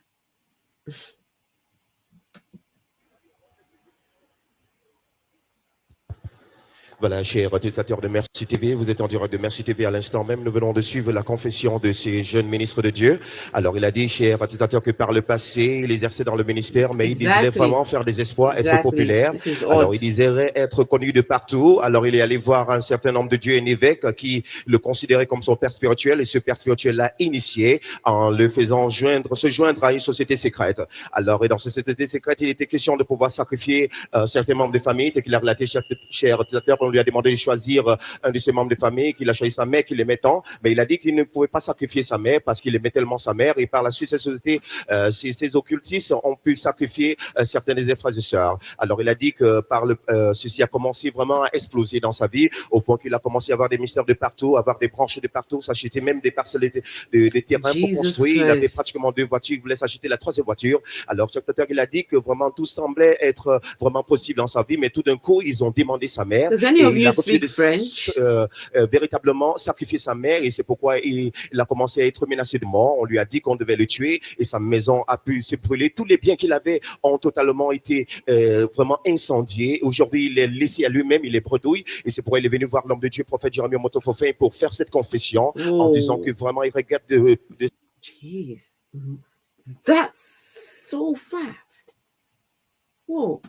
Ce qu'il a eu à faire par le passé, aujourd'hui, il est vraiment dans des tourments et désire de l'aide. C'est pourquoi il est venu faire cette confession. Applaudissements pour le Seigneur. Confession. All right. You want to ask a question? Oh yeah, ask a question. Yes. Praise the Lord. Brother, I want to ask you this question. You said you use acid before we God. sleep with dead body. And we all know that acid is very corrosive. Acid is burning. After pouring the acid, what do you do? Whether you use base to neutralize the power of the acid before you sleep with the dead body, let us know. Praise the Lord. Charm I do use this year. Huh? You The said, charm I do use this year. Oh, he's You got said a what? To rub my charm. man up. Guys, that was a good question. If you use acid, listen, I've seen people who have suffered severe acid burn. So he says he puts acid on the surface area to soften it so he can put his bit in there. So that person has, so it's very corrosive. It will melt your thing away. So how do you do it? He says he's got a charm. These people. He's got a charm that neutralizes the acid. And he's brought it along with him to church. All right, let's see. Maybe we'll see what is in this thing. What's that? The charm I do use this year to rub my man organ. What you So use? it His man cannot affect me. organ. Okay. Okay, there is sham in your hair. You said you use sham. Are you okay? So the sham, look at the sham in his hand. They said the sham is still in his hand. Look at the hand now. The sham that you use after using acid, you use. So after pouring acid on the body, that's the charm that neutralizes what he's holding in his hand. I don't know if you guys can see it. Let me see if I can get him bigger. Oh, actually, I was blocking. Okay, sorry. Let's see here. Okay, so I'm out of the way now. Yes, that. Hey, Randolph. Hello, Randolph. Yes, so that thing he's holding in his hand is what makes. All right, let's go see. Okay. Another, it's called sham to neutralize everything. L'utilisation des charmes avant de coucher avec ses Think cadavres. so. Okay. Yes. Who want to ask question? So Yes, he a rubs pastor, that on his. a pastor. He's rubbed that on his bit before. Huh? He said what? Them. Huh? See them. See them. They are See coming them. out. In the name of Jesus. Hey, See them. See them. shut it! I command you. See them. Come back here. Come up for road. Come back here. 1, 2. Come back here. In the name of Jesus. Come back here. I said, stop there. Hear the word of the Lord. Hear the word of the Lord. In the name of Jesus. That's above all other names. Come back here. I scatter whosoever that's calling you. All your evil plans. In the name of Jesus. In the name of Jesus. You are not going away. You can never ever follow them anywhere.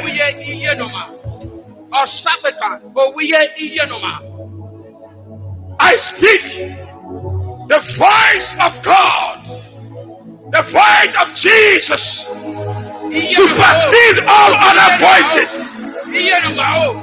Jesus is the head of all principalities and powers.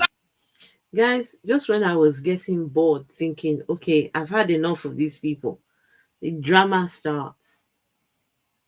The moment they asked him about how he does his thing, and he remembers he's got the charm, now those people, whoever these people are, seem to come and look for him, and now he's got to demonstrate, right? But trust Jesus. Trust this man to invoke Jesus, God, and the Spirit to come and neutralize everything was about to happen. This is a pastor, guys. This one who is using his charm is a pastor who was called from his mother's womb while he was in his mother. This guy in the blue shirt, while he was in his mother's womb, God said, this baby here in this womb here is my tool to further my gospel here in Nigeria, Africa. This baby in this womb here, of all the swimmers, the sperm, right? Of all the millions of the sperms, this particular sperm, this one that met the this particular egg. You see this one? This one is chosen. So this guy, he is. You see, pastors, the people who teach Christianity in Africa, I tell you, they're very questionable characters. Very questionable. Can you imagine a pastor sleeping with dead bodies 7 days? I doubt the claims anyway. I really doubt these claims. But unfortunately, most of these people here, they believe this. The people sitting, I mean, guys, we've been watching this now for the last 44 minutes. You see the way everyone in the church there, see the expressions on their faces. Most of them are in awe. They're just, oh goodness, something like this can happen, right? Ooh, I doubt these things. These things don't. Most of these are just a pack of lies designed to fool people into believing that these things are true.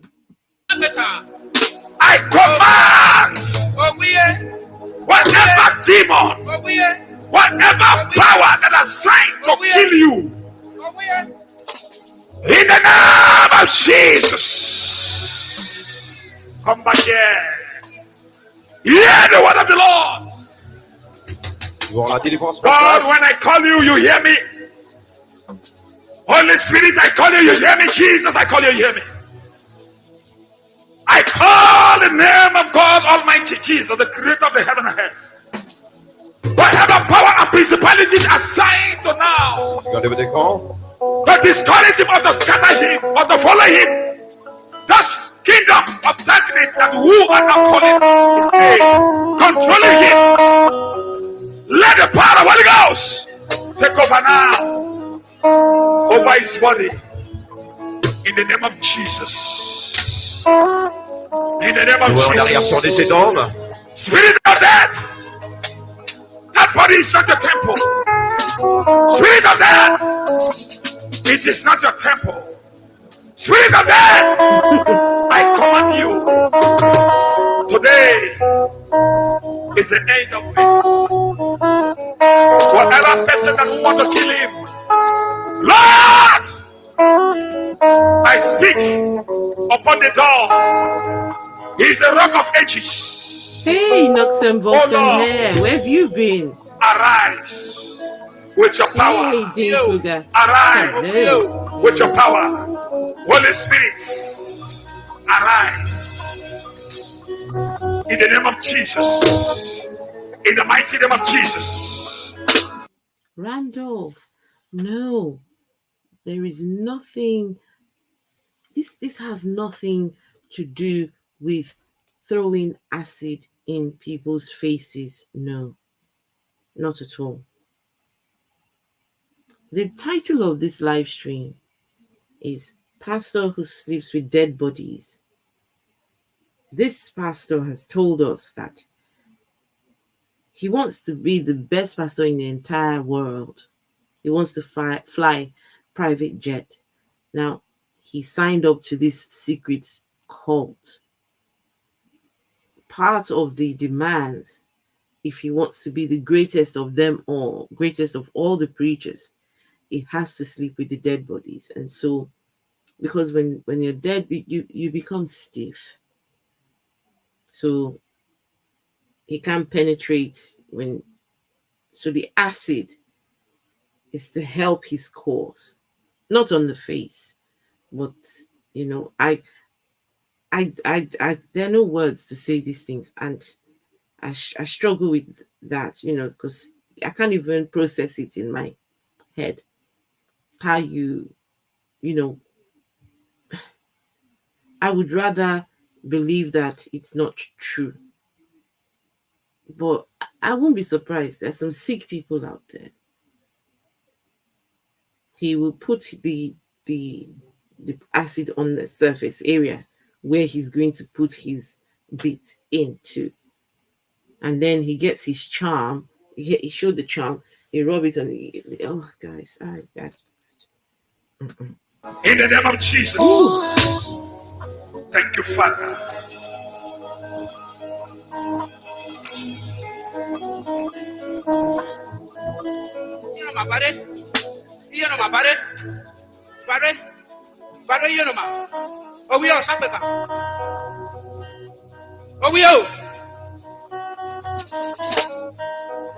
The name that above all other name is Jesus. You're Come here. welcome, Randolph. Come back here. Here. Come here. I call you through the name Jesus. Doc. Oh, goodness. Come here. You will never ever die. And I separate Yes, they're putting and I their scatter bits in. all your kingdom. Anywhere they gather together against you, we gather together at church. Let their evil gather scatter. In the name of Jesus. Scatter. Okay, guys, I apologize if you've got headphones on. Apologize, that noise. Jesus. Ooh. Now we're stripping naked. I just.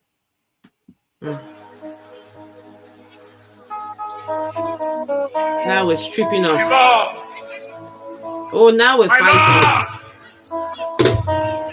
In the days of old, you have given power to your children. Regardez votre écran, cher utilisateur. Elijah, you have given them power. Moses, you have given them power. Jeremiah, you have given them power. Ezekiel, you gave them power. Oh Lord, Cet homme qui a eu this is one of the accouché. days again. These Africans would have been better off without Christianity, in my opinion. Honestly. I feel like they should have just let African people just worship their deities. Their deities didn't, I don't know. Yeah, maybe they'll be backward. I don't know, but I don't think the deities require them to do all this. They're better off without this religion, don't you think? I mean, these people are already in a bad state already. And then you bring this religion, messes up their heads. Look at this now. I think they were better off without Christianity. Right, guys? What do you think? What do you think? Do you think if this is what Christianity is doing to the people there, they're better off without? Avec des morts au cimetière, Father, juste pour avoir la help your puissance children. d'exceller dans le ministère. Wherever place. Oh Lord. Speak out. You think you can deliver me? Look at me. Do you know me? Do you know me? Now the demon You is are going too to small. speak. Look at me very well. Look at you. Hey.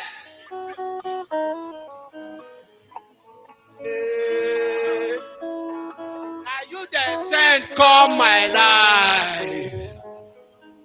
I must join my ancestors. You hear? I must join my ancestors. You know, Fito?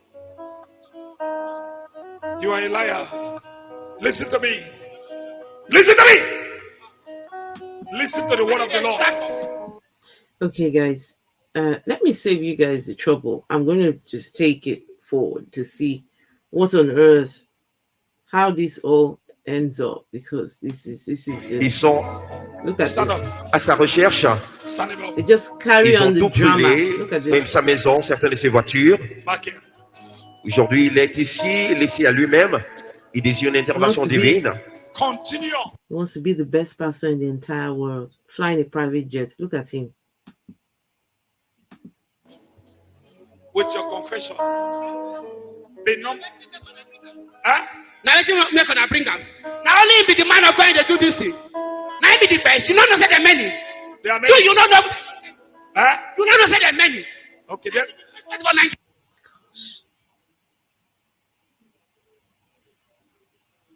Now, there's something I've noticed with him, right? My deliverance If you look at is not him, in this place. If you look at his hand, right, he's got a wristband. That is merchandise of another church, that wristband. I know what church that is. That is, I think, the Redeemed Christian Church of God. That's their wristband. So he is a member of a different church. When you see them with that thing, it's usually, well, the ones I've seen so far are the Redeemed Christian Church of God that, sell that merchandise. So, questionable. All this is questionable. Is he delivered now? Let's see. Just going on. What? We're going to pour water on him or what? What's this? Jesus, people. Use that one. Give him t-shirt. Bring t-shirt fast, fast. Any t-shirt around there? Look at. Huh? Thank you. Huh? You be true man of God. Okay. Never know before. You never know before, huh? Huh? From today, I no go doubt you again. I no go doubt you again. I no go insult you again. I beg forgive me. I don't. Guys, this is what Christianity does to some people. Well, some versions of Christianity. This is what it does to people. Look at this. On a Sunday, people have spent an hour listening to this man and just watching him perform. Now, thank you. You're the true man of God. You're everything and all. You're the God.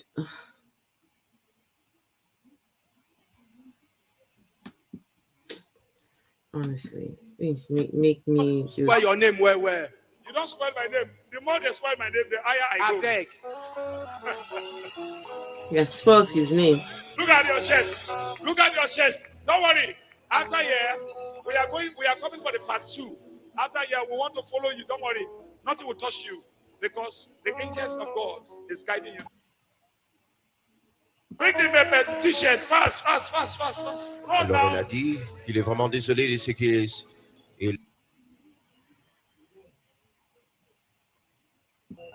Yes, so please let him be there. Wait for me. So after here, we are going to see and investigate your matters. Huh? Mama Yemi. Mama Yemi, oh. Gio, they call you. Gio. Who is Mama Yemi? Who is that? Yemi. Who is Mama Yemi? Now one woman, one will work for TB Joshua together. Okay.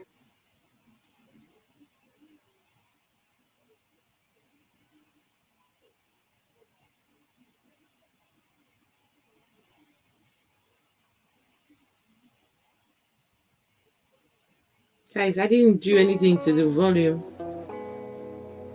Huh? We grew up together. What? So I saw him on Tuesday after his deliverance. Deliverance. Yes. Not taking care of him since that. Even today, he wanted to go and kill himself. It was my son that saw him and brought From him. now on. Huh? Yemida. Yemi? My son. Your son called Yemi. It's okay. No problem. God bless you. Thank you very much. What was all that Yes, about? and your children and your He just stood there and called Yemi's mom. And Yemi's mom steps out. And Yemi's mom says, "We grew up together. I'm the one looking after him after his deliverance." He nearly killed himself today. We stopped him from killing himself. What's wrong with these people? Why are they so incoherent like this? What's this? Right, guys, listen. Oh, yeah. I don't know if you guys made sense of all that, but my goodness. So, as a palette, oh, you're logging out. Okay. Oh, Randolph. Okay. Thank you. Thanks for joining, Randolph. Okay, guys, palette cleanser. That was a bit too much, but I've got 2 very short videos for you. Okay. African Christianity. Palette cleanser, something much lighter and much easier on the eyes, easier on the mind, on the brain, just easier. So, right, let's go. See you later, Randolph.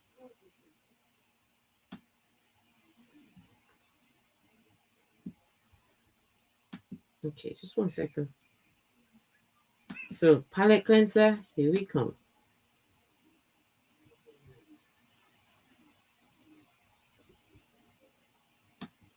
Oh, what have I done now?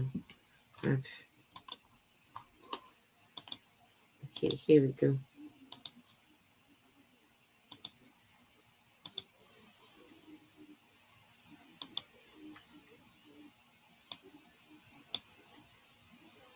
You're a footballer. Oli musambi wa mupiira. Ha! You do it the best. Ojja kikola bulungi nnyo. Time for the ball, time for the ball. Sera kya kapiira, sera kya kapiira. Here we go.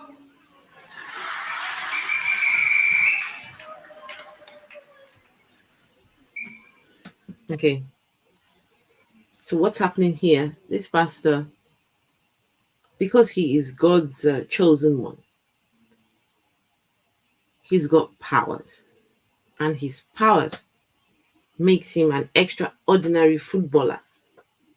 See that ball? He's got control of that ball. Anyone who tries to get that ball off him is going to be just no one. Right now, while he's in command of that ball, nobody can challenge him. Whatever power this guy is using here, those footballers, they need some of this here.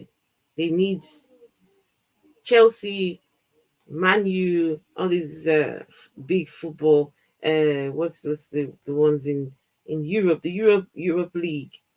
They need some of this action going on here. You see? Time for the ball, time for the ball. Sera kya mpira, sera kya mpira, kakandela mpira. Go! There we go.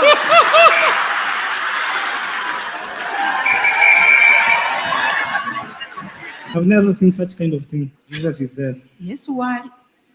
Kakandela mupiira, kakandela mpira, kakandela mpira. Kiseera kya kuteeba. Thank you, score.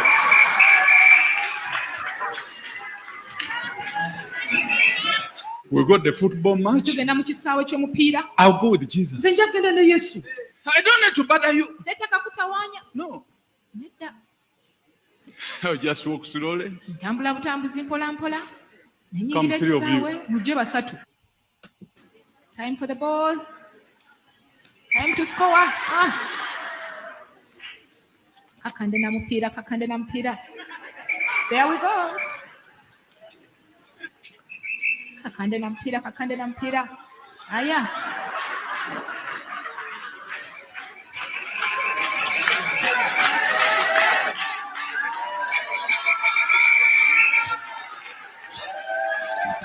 Did I cheat them? No, you didn't. You have not cheated them. Ah, I know what it is. Manche kitegeeza. Okay. Right. So the next video, let's see what's the next one. There's the other one. I saw it just now.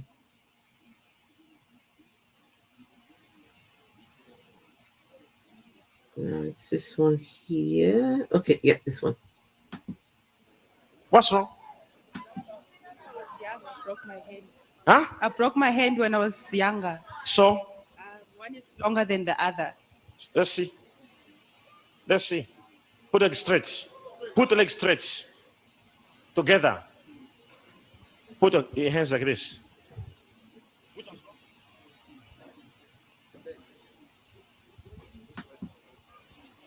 Look at that. So you are like this now. Answer me. I'm asking.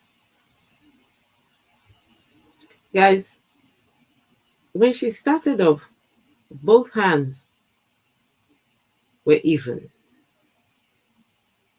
When she started, both of those were even. I'll take it back so you guys can see. When she started off, they were both even. What's wrong? I broke my hand. Huh? I broke my hand when I was younger. So One is longer than the other. let's see. Let's see. Watch, guys. Put the leg straight. Watch. Put the leg straight. Together. Guys, is it me or what? Huh? No. Look at both hands, same level. Same.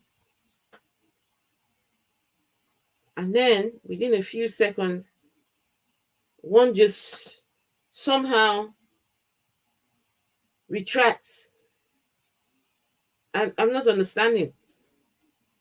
Maybe if someone can explain here what's happening. Look at this here. It's very cute. This is very cute fakery. Maybe this is maybe a quarter inch off. It says that girl is hot. Nobody look at it. Okay, all right.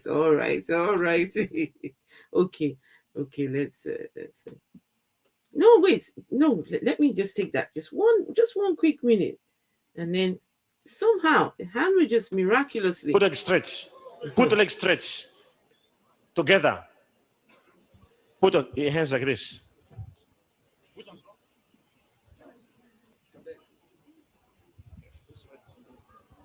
the moment. Look at that. The moment the pastor asks which hand, some reason, I mean, look at this scam. Look at this. So you are like this now. Answer me. I'm asking. Yes, Papa. Now watch. See the hands. In the name of Jesus, I command you to grow. Watch. Grow. Grow. Grow. Grow. Grow. Grow. Grow. Grow. Grow. Grow. Grow. Grow. Grow. Grow. In Jesus' name. What are you waiting for, somebody?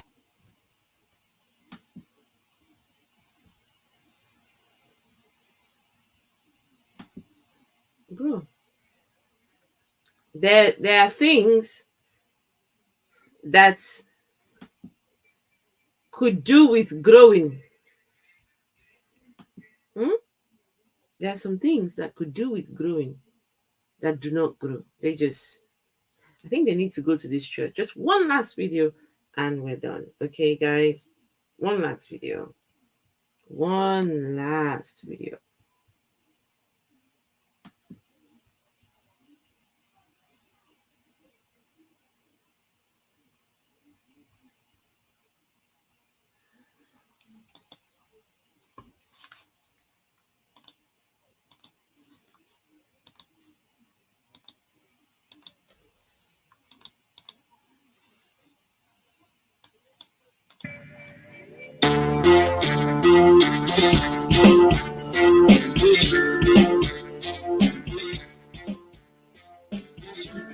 It's commanding life. Rise up! Yes! Come on! Come on! Hey! Rising up! Hey! Rising up! Hey! Jesus! Jesus! Hey! this? What is this? Never seen it before. Never seen it before.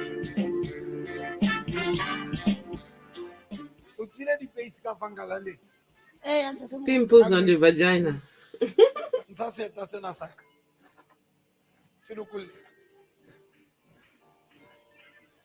Vagina pimples.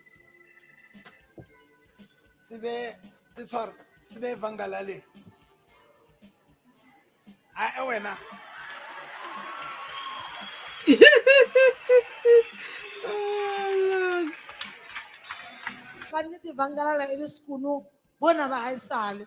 Maybe some of you don't believe that this is fuel.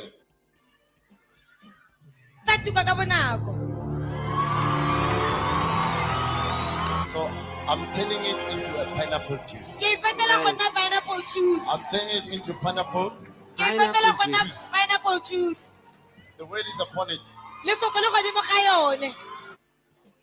Oh. You want to drink pineapple juice? Okay.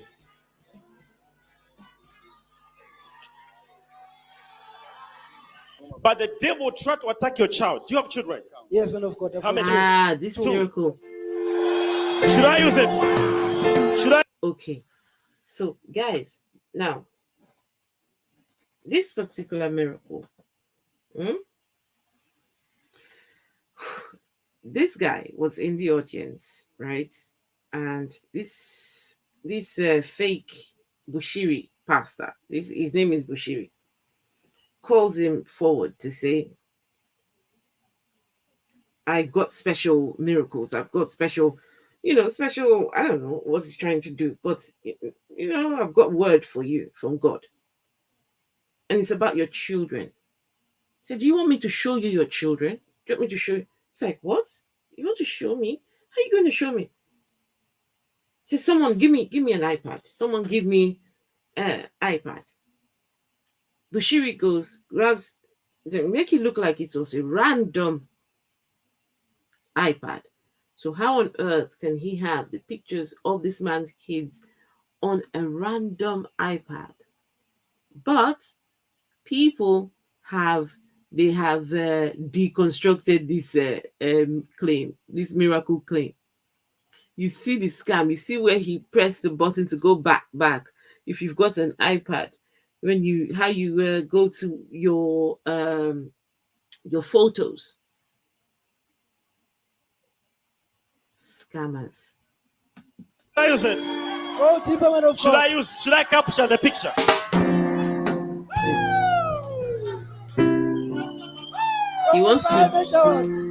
He wants to capture the picture of his children. Should I capture the picture? So this is someone he has never met before, someone he's got no knowledge about. But somehow he's going to capture the picture of this man's children onto this iPad. Go deeper, man of God. Did you guys see that? Let me see. I've got my iPad here. Hang on. So you go on the iPad, pretend like you're. Let me get myself back on the screen.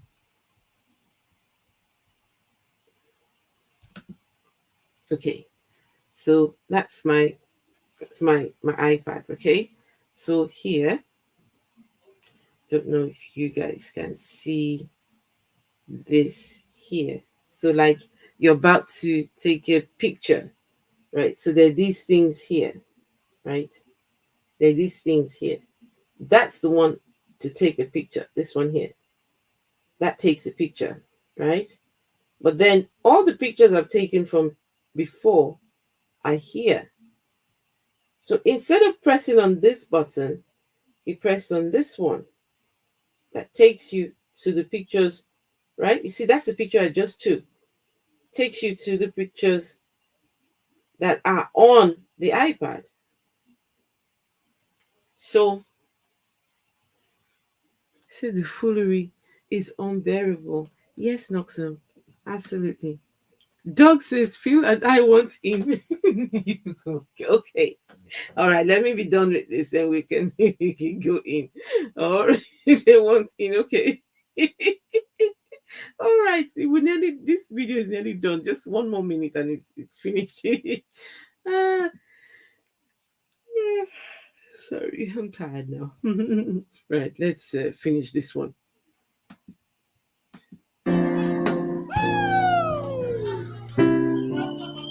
Professor Major. Oh, keep a man of God.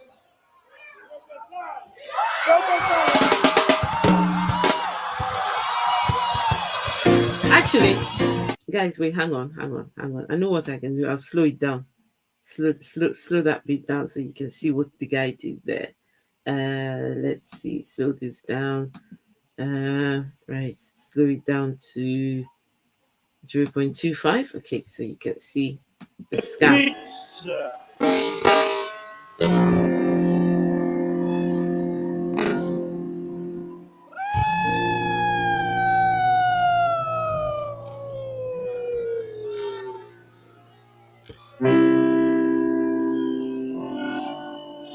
So instead of pressing on the big white button,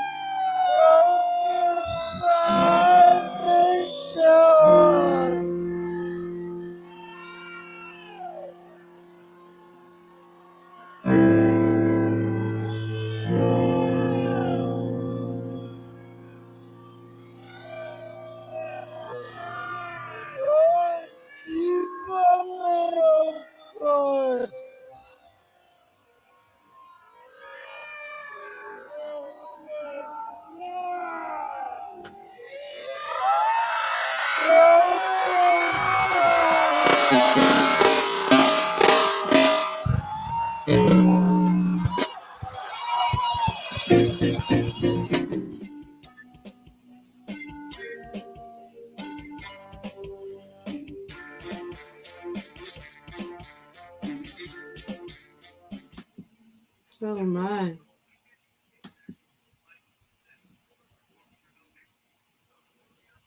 One second, let me share the invite link. Divine iPad. I tell you, very divine. No, I'm not trying to share. 1 second. Cancel.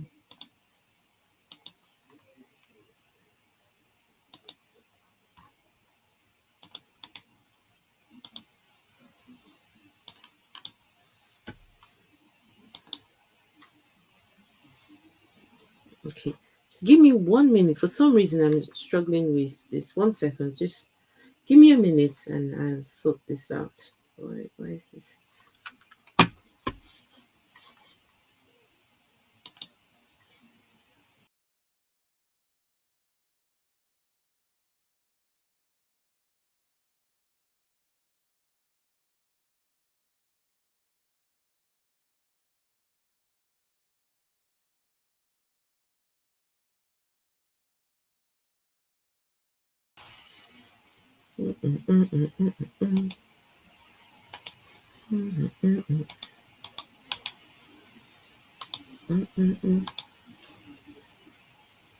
Okay, there we go. So yeah, dog Philip, if you want to come in and chat, why not? The link is there. Oh my goodness, guys, when I tell you that these pastors is Jesus, and what really infuriates me is that if Jesus does exist, right? Spirit, Father, Son, these people exist. They let all these things happen in their name. Someone said something here. This is, I'm divinely sent by God. The God has a small g. I see you. Sent by God with the small g. Yeah. Phil and I want in. Phil and Dog, there you go. If you're not coming in, I'll be back tomorrow. Tomorrow's stream. My goodness.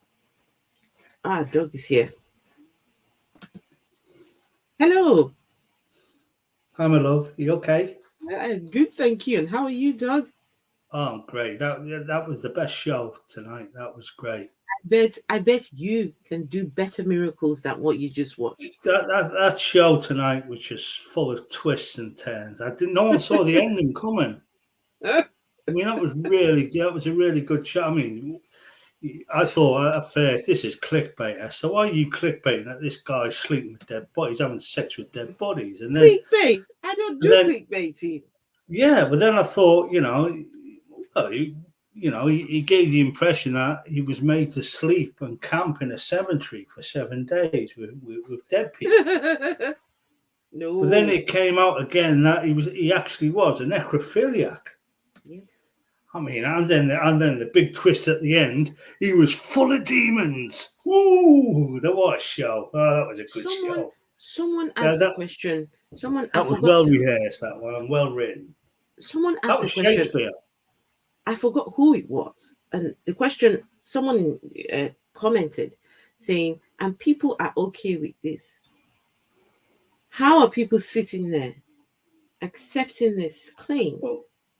Someone says they've been sleeping with dead bodies. Someone should be raising an alarm. Someone should be, I don't know. I just cannot. I can't understand this. I just cannot. This is supposed to be a pastor. This is supposed to be a God representative. He's sleeping with, I think it was NTB Noble. Was it you who asked that question? And people are okay with this. I think it was you. How can people sit there? Let me tell you. If this is what the people who tell me that I'm going to hell for not believing, this is what they want me to believe, Doug. Well, unless you're prepared to sell your soul on the internet that you're a necrophiliac and that you sleep with dead bodies for money and for whatever reason, I think even the congregation was sort of getting bored with this story. I mean, it was a bit far fetched. 1 hour. But the big twist at the end was the demons that made the show. I mean, this is why they're held in tents, because they're nothing but traveling circuses. That's all they are. But the extremes they go to, I mean, this guy, what he got offered to, basically say, I sleep with dead women, dead bodies. I have sex with dead bodies. I mean, you're going to be wary with anybody that goes into a graveyard with a shovel and a bag full of lube, aren't you? No, because he's gonna. I don't know where. I don't know how. Doug, no. He didn't go in with lube. He went in with acid. Well, that's what he said. I mean, but as Randall, I don't think Randall sort of got the joke. To be fair. Don't get me wrong, I love Randall to be. Well, guess who we've got in chat? Atheist Edge. Hello. The Atheist Edge is I like him. Yes, good to see you. But I mean, this was in the. I mean, normally it's just young children they parade and they pretend they're demons and whatnot. And this guy, slaps them about a bit and does whatever with these kids and gets the demon, or dispossesses them, as we say, or exorcises them. But this was full of twists and turns tonight. I mean, this guy, Scapegoat Iscariot is right. He says if you can't go to the police about what you've just heard and you don't have a police department. Look, a lot of things were said here. This pastor engages in necrophilia, right? Yeah, that's just and he particularly goes to the Muslim people's graves. He completely ignores the Christian, because of course he's Christian. So he stays away from the Christian graves and goes to the Muslim graves to go sleep. Now, you heard him. He paid the cemetery attendants. They're the ones digging up the bodies. They're the ones doing the legwork. He pays them. So there are people in on this. The police need to be called because there are things that are you heard the lady came up and said, "Yes, I know the cemeteries that they're talking about. It's a real place." This is the point where your Christianity makes you dumb, makes you completely just lose your marbles altogether. Well, I don't think it's No, at anything to no do with point that. is anyone thinking we should call the police, we should involve. No, no, we just hear, No. I think praise Jesus. most of that congregation, you could see that they knew it was bullshit. It was a show. No one got my joke earlier. Oh, Jimmy Jones joke. Yes, I saw that. I saw I your had sex in comments. the graveyard, and I put it on this tombstone, and I had my way with her on the tombstone. And the next morning, she said to me, "I think I hurt my back after that sex session. Is it all right?" She turned over and said, "Your back's all right, but your ass died in 1849." But no one got the imprint of the tombstone was on her ass. I thought that's a good old joke, that. But there you go. Oh, well, that was funny. Well, I'm not funny. Them guys, but that show tonight, that was a great show. Oh, thank you. I mean, it was Thank you new. very much. No, Oh, no, listen, you did your old. Doug, You Doug, did your old stuff of just digging this nonsense up, but that was a twist on a Charles Dickens type Shakespeare type thing. You know, Doug. one minute you think he just slept in a grave. Now he is a necrophiliac. No, he isn't, and now he's a cannibal. You know something, Doug? And now he's demon possessed. This guy was sleeping with dead bodies while preaching the gospel of Jesus, right? Because he wants more power. Guess what's going to happen? Tomorrow he'll be back still preaching this gospel. No, all the church members, none of them will stop to ask him, "What the hell do you think you're doing?" They'll still go there and go listen to the nonsense he's got to say. Esther, that sort of depravity is put on the darkest part, the darkest levels of the internet, not on fucking YouTube. Certainly not on YouTube. No, dog. I will tell you this. I've got worse videos. Believe me when I tell you I've got worse. On my iPad. My iPad is 256 gigs, whatever. The things that go on in some churches, I tell you, some of the things that go on there are criminal. They are a crime. If I dare put it on YouTube, I'll lose my channel. Like that. These go on inside churches. And the sad part is, you getting it from it? You must be getting it off the internet somewhere. Of course I'm getting it from Facebook. Facebook is more lenient. Facebook is more lenient. You're kidding me. I ain't kidding you. Most of them are from Facebook. YouTube is a lot more lenient. And what's the name? People send me links. People send me stuff. Oh, you should see this. Oh, you should see that. As long as you put a warning on your channel, this will offend. Oh no, not on you. This will contain this sort of content and that sort of content. No. Let me tell you, one of them, one of these churches, a woman runs this church. Pregnant women go and give birth in the church, right? So they don't go to hospital. They go birth babies inside the church. And this video is of her baby that's just been born. Nothing wrong with this newborn baby.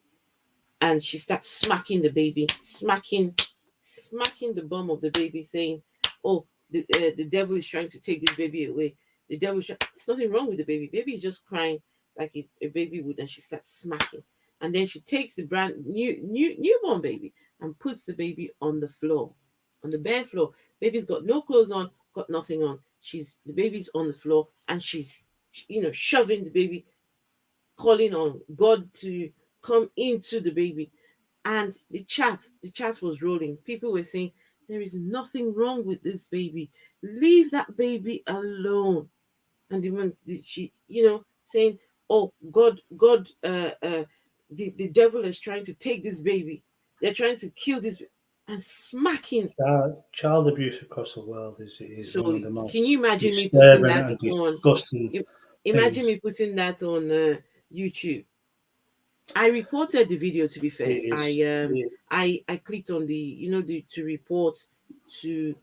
I mean, that's the best I could do. That's the only thing I could do. Things report the video.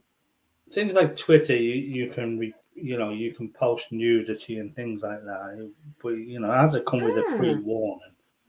Can I post things like that on Twitter? Yes, all the time, but then people take advantage of that, and they do get deleted through, and their channels get deleted, and they post child porn and things like that. It's quite disgusting. Well, child abuse is just one of them things that happens, and there's nothing no one can do about it. Well, there is. Get involved. If you see a child who looks sad, you should, and a child should not be sad no matter what situation he's in. He should be happy of what he sees in the world. He should be happy within himself, whether he hasn't got much, whether the family, his parents haven't got much to give to him. He still should be happy learning life. Kids are happy. That's how kids are. Kids are not jealous or they're not miserable. If a kid is sad and miserable all the time, he's probably getting abused. Okay, let me give you guys a little snippet of tomorrow's show. Can I just go back to what I said earlier? That go on. In the continent of Africa, at least 12 children die a minute. Oh yes, I saw that comment. Through neglect, and poverty and starvation. 12 a minute. I haven't done the maths on it, but 12 times 6. So 720 kids an hour. You put that in a day, that is, it's about 17,000 children a day die in Africa through neglect and poverty and starvation. That's just a horrible, horrible statistic. Did you see the video? Did you see the video of that woman with 70,280 to be precise? Did you see the video of the woman with the mental health disorder who had the newborn baby in the bushes? Did you see that? Well, that's not the bush. I mean, now think about it. That baby will soon be part of the statistics that you're talking about now. Because but who gave her that label of the mental health disorder? And everyone had their phones out filming it, and no one was helping her at all. No, that's the thing. That's the thing these days. People won't help because these days because the woke brigade, and you can't get involved in these things anymore in case you're just you're. I disagree. I disagree. I disagree. I disagree. No, I disagree. I disagree with you, dog.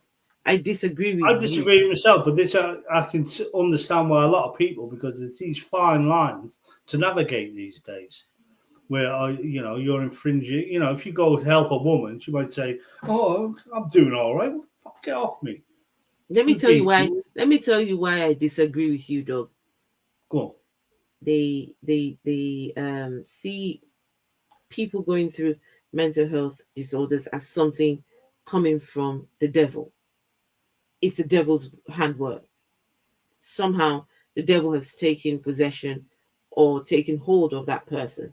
So people that are scared of the devil, right? People that are scared of this deity, they don't know how that person has come to be that way to begin with.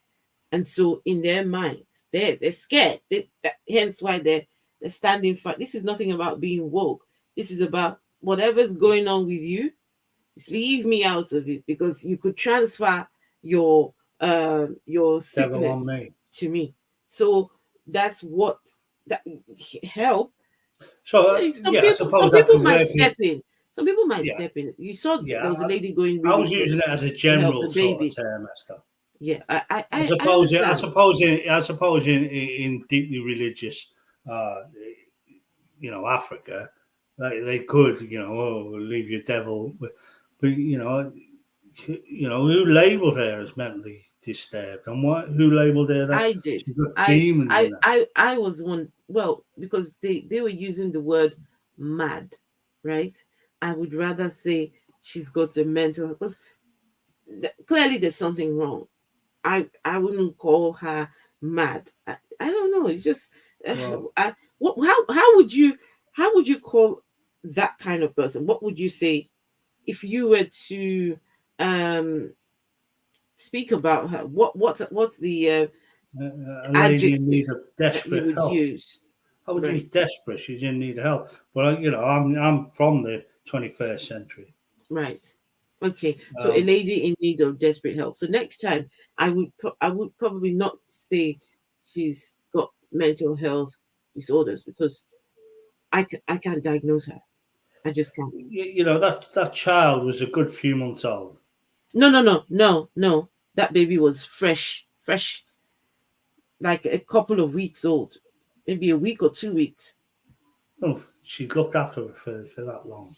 Hang on, let me hang on. I'll go back and show that video, because uh, so you could see that baby looks brand new. Can you imagine what she went through? She gave birth to that on her own, and And to think she was raped, she was clearly raped by men, some man who wants to she was get rich. neglected and gave birth to that. But that just doesn't happen in Africa. That happens in many countries all over the world. It happens in Britain. It happens Okay, in. just 1 second. It happens in. Let me share that In again. America, it happens in all these. Hey, secular look out for countries number too. one. Hey, And number one. Roger Shroom. Make it so. To see you. Share. Let's see this here. That's what they said. A mad woman giving birth. What? A mad woman gave birth to a healthy baby. Okay, so what I will do, I will get me and you off the screen so we can see this better. Well, she's feeding that baby. Look, the baby's feeding. She is. Clear. Okay, let's have a look. I'm not be smart, you know. Not gonna see the handwork of God. Wanna see what things God they do. Listen to the comments. The person saying, look at the handwork of God. This is God. God is good. God is God. That's what he's saying. Oh, no, life, oh. Life, so I'm at their state, oh. A mad woman just gave birth to, just like that, oh. Not gonna see the matter. A mad woman just gave birth. Give birth to a bouncing baby boy. Yes, at their state. Umweka isi along local government. A mad woman just gave birth on the road. Oh. You see the baby? That baby looks. Look at that. That girl needs help. It's obvious. She does. On the road, life and direct. Oh, did you hear that? At their state. That's how I know it's fresh. The lady said the placenta is still attached. That's what that young girl said. Placenta is still attached.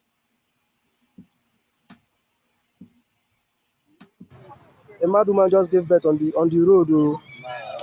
On the road, life and direct. Yeah, in Abia State. Umweka isi along local government. Why so primitive? Not the small thing, life and direct. God is still in the business of doing good things. Make una help. Oh. She's wrapping that baby up and she's. Not the small thing. Oh, not the lie. This one they happen for their state like this. God still doing work. Oh. God is still doing his work. No more. So some of you, I bet you're heartbroken. I bet some of you are heartbroken by that. But it is. A baby was suckling. She was letting the reality. Baby, so she was attempting to. She was attempting to make that life, give that child life. What was everyone else doing for them? Fuck all. That's just the saddest thing in the world. That is just a. But Doug, But this happens all over the world. This I can't just say it happens in Africa. I know that, but Doug, this is nothing to do with no God, right? This is not a God thing. This is years of corrupt leaders who would rather keep all the money for themselves. They want the people to carry on with religion, right? They encourage the religion, because how else can you live life in countries like this? The politicians tell the people, you know, Jesus, go to your Jesus, go to your God, your Allah, right? Because your God, you have a better future, you have a better in the afterlife. You may not get your best life here. We can't provide it here, but in the afterlife you get it there. So they need religion as a something to help the cause, to help, the life that they're living. They're in a really bad, desperate situation, but the religion helps to, make it also not so bad. Yeah, but you just show them the manipulation of religion, which goes on in Africa, and all is manipulation. They are just circus shows, all these demons, and none of this has ever been proven. But obviously, these people who are in this desperate state have been convinced by these pastors or whatever, these priests, that that these demons exist in people, and it's obviously that they're coerced into doing these things. The world is not a perfect place, and I don't think anybody in this, if God did exist, we all need to drown. Each and every one of us, he needs to drown us all. And fuck saving one family to save us. He just needs to kill everything on this planet. We deserve to drown. To see suffering, the way it's really, really upsetting to see suffering to that extent. Where people would sooner pull out their iPhones and film it rather than help and say, come on, I'm wearing clothes. You have to put your knickers on. You just give birth to this thing. I'm wearing clothes. Let's get you somewhere where someone, there's got to be some, every place, every country in Africa has, or most countries, especially in Central Africa and Uganda and places like Nigeria, you have these, they have aid. They've had it for many years. And there's places where these people can go and get some form of help. To call someone because she's mentally ill, who gave her that label that she's mentally ill? This girl obviously was neglected and had to get better. It's just one of the saddest things I've seen in my life. It's just it's quite disturbing actually, to when you see it on video that these people would sooner pick up their iPhones and film it than help. She was embarrassed. She had to get dressed in front of all these people. Can you imagine putting her knickers on? Yeah, she had to put this poor baby down while she's putting knickers on and the floor. trying to make herself prefer. See, to me, that is not the behaviour of someone who's mentally ill. That's behaviour as someone whose dignity has been stripped from her. Because you said, hang on, there's a video. Just 1 second. Let me find this video.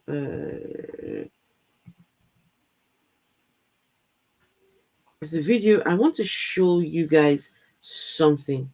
Okay, right. Let me show you this here. 1 second. Let me go back. Guys, okay. I need you all to do me a favor, please. My screen has zoomed itself out. I've got a zoomed out screen. How do you zoom? What do I press to get it back to? It's all zoomed out. Oscar, And I to don't be know. fair, I don't think the colour of the child is relevant. No. The baby's not white. Usually when Well, I don't babies think are it's born, not relevant anyway. no. Usually when babies are born, they're born lighter. The skin is they're much lighter. The dark color babies, and then over time they start to get their natural color. And I'm going to mute while you Same play this other baby, video, to be same fair, same because same. that other one still upsets me. I'm sort of tearing up here. I need to go and go on my Oh. nose, get some tissues. The same baby in 2 weeks, you see the baby will be as dark as. So, guys, NTB Noble, okay, bye, see you later. How do I get myself? How do I zoom out? Oh, sugar, I'm just hopeless. What do I press? F. Oh, okay, Control and let's see. Wait.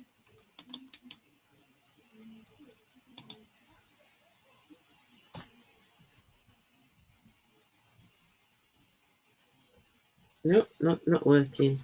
Oh, okay. Let's see. I can't. Okay, guys, just give me a minute. Just give me 1 minute. I'll be back.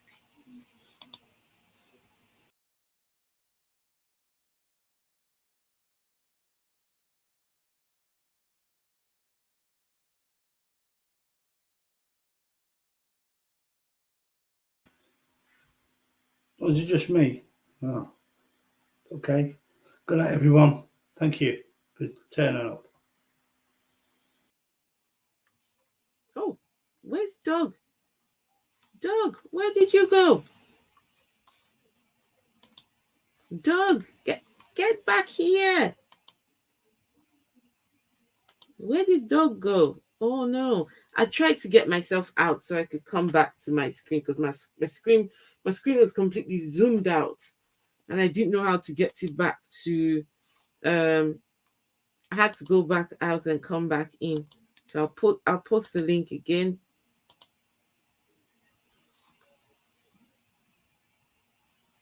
Made you cry. Oh, okay, guys, I want to show a video.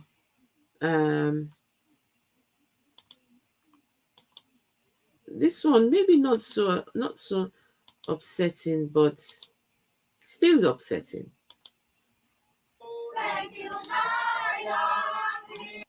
So this is 2 men from the US have come to. Okay, Dog is back. Hey, Dog. I thought you'd gone. I thought you'd ended the show. My screen was completely zoomed out, so I didn't know how to sort this. I went out and came back in. So let me show you this video, Dog. Right? This will infuriate you. So this is a slum in Lagos, Nigeria, and these 2 men have come from the US. They're missionaries, and it's what they're going to say that is upsetting. Okay, so let's watch this, and I'll get me and Dog away from the screen. Hey, Oscar, hello.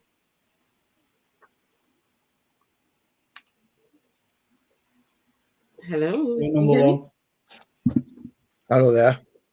Right. All right, guys. Let me play this video quickly, and then we can. Tea Earl Grey hot. It's been the weather's been a lot nicer today. Right. Okay. So let's. Hey, we're here in Nigeria, actually, right now. I'm here with some other missionaries from Vision. Sorry, I forgot that I was on speed. Okay.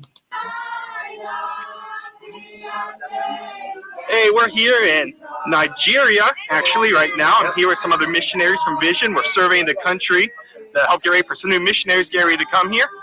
And this here is Graham. He's a student at the training center. So we're at an area in Lagos this morning called Makoko. And I'm going to show you pictures of that. We're actually on a boat right now. We just got done with church. We were at the great pastor in the great church this morning at Love Christ. We had a great time with them. So I'm going to show you how we got the church over this morning because it is probably a way that you are not used to travel. So this morning we went to church by boat. This is just a small part of Lagos, but in this part of the city, everybody lives on the water. The houses are built on these wooden pegs that are situated there in the water. If you want to travel around to the different houses, if you want to go to the mainland, everything's done by boat. So here you have thousands upon thousands upon thousands of people that are going through their life living on the water. I think one of the saddest things we've seen about this country, and especially the city of Lagos, is how religious the people are. You go down the road, you see church after. Okay, guys, listen. Just listen to the next few words he's going to say. That the thing with this country is how religious the people are. They're highly religious. Okay, so these Nigerians who are Christians, highly religious, right? They think they've got the right version of Christianity. Okay, so let's hear church after church, some of the biggest, most beautiful church buildings you'll ever see. You'll see billboards on the side of the road advertising churches, advertising conferences, talking about God, talking about Jesus. But all those billboards and all those churches tell people, come to the church and you'll get money. Come to the church and you'll get rich. And they don't preach the gospel of Jesus Christ. They don't tell that they are sinners. They don't preach the gospel of Jesus Christ. They only tell them, come to church, it's the prosperity doctrine. Okay, let's hear the rest. On the way to hell, and that they need a savior. And these people live difficult lives, living on the water, living. The last few words, just something about going to hell. And you'll get money. Come to the church, and you'll get rich. And they don't preach the gospel of Jesus Christ. They don't tell that they are sinners on the way to hell, and that they need a savior. Listen to that. The guy said that those preachers don't tell these people that they need a savior and they are on their way to hell. Look at the state of this place. And you tell me that someone who is living in a place like this is on their way to hell, but the one who is over in America, listen, this is nothing to do with, I have no problem with the Americans or anything. No, I'm just trying to point out here that this is a crime. That someone who is living in a place like this doesn't know any better. Poverty.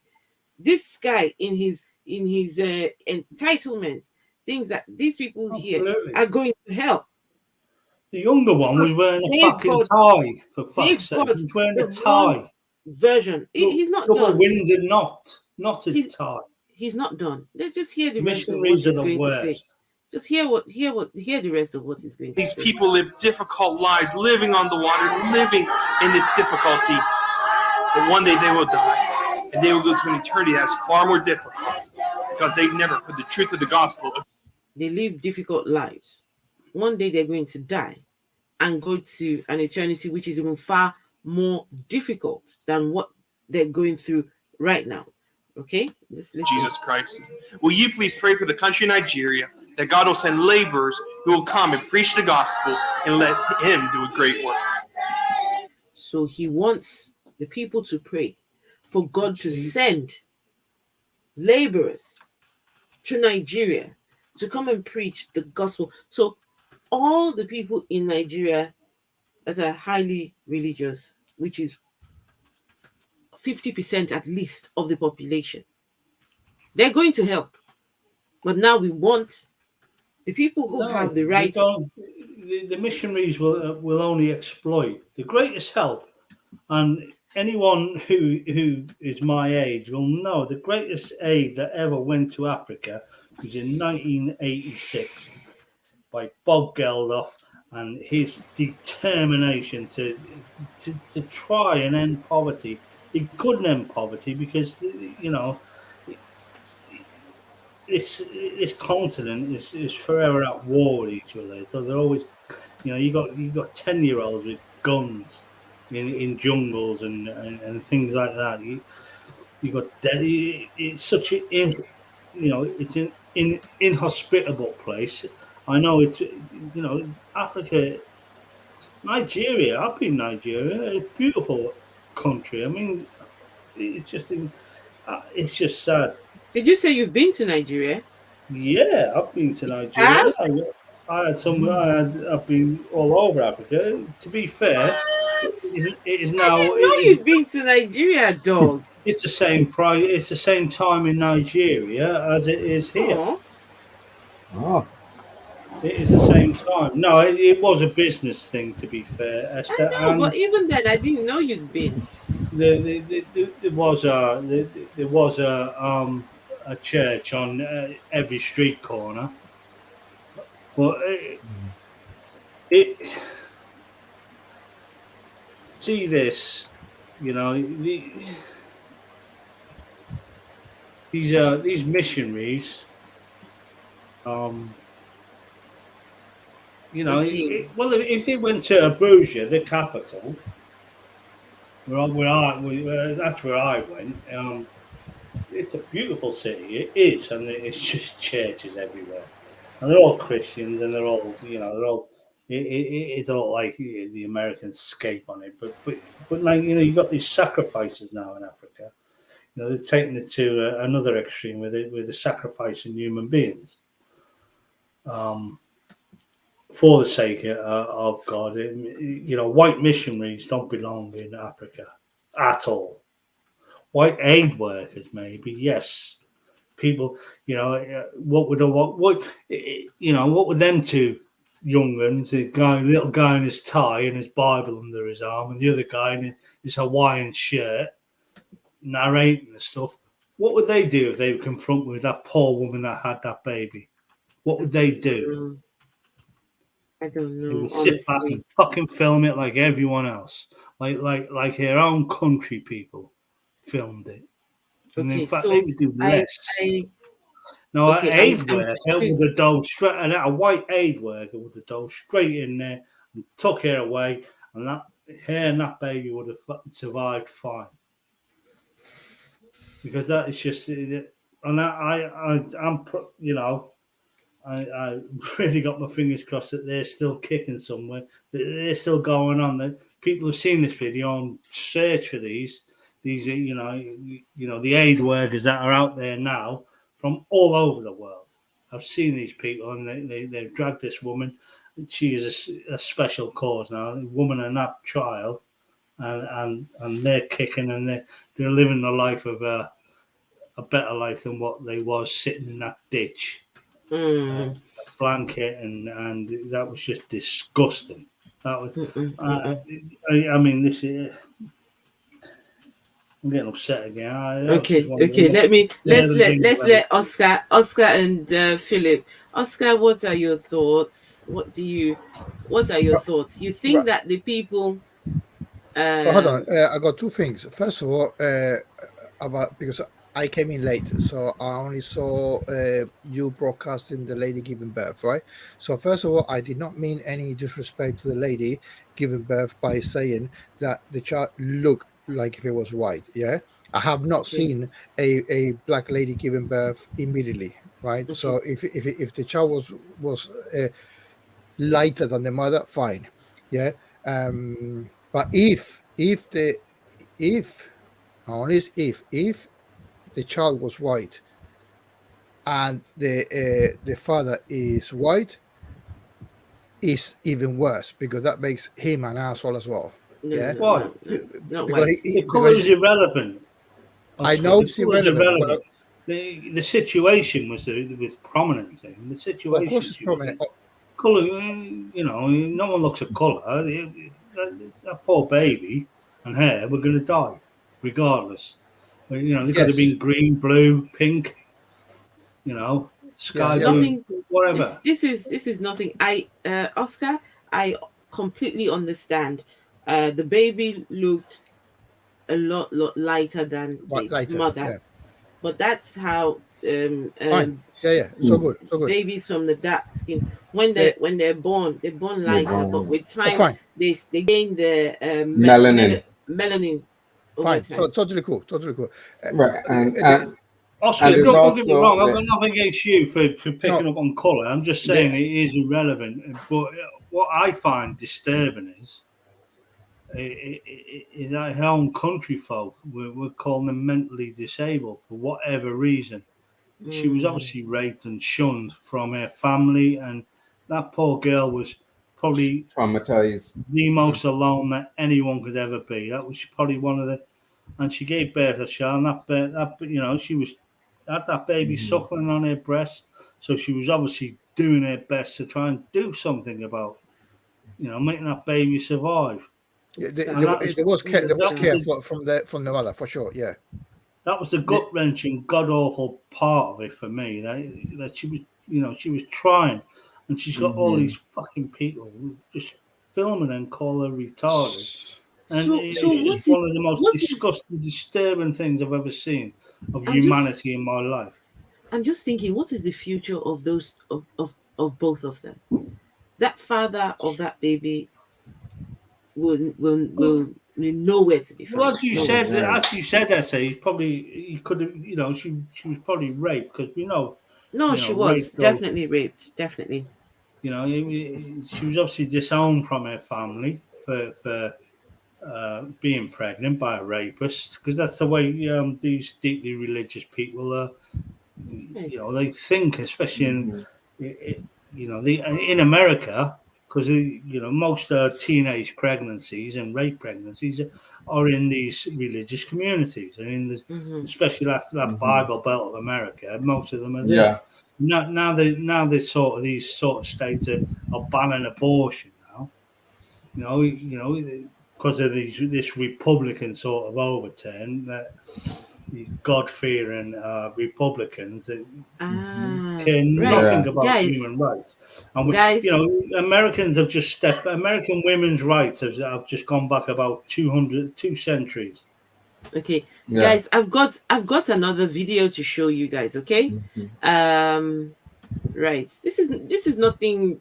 It's not nothing to do with religion as such, but just the state of mental health in some of these places. Just want to show you this. Okay, let me go find this here.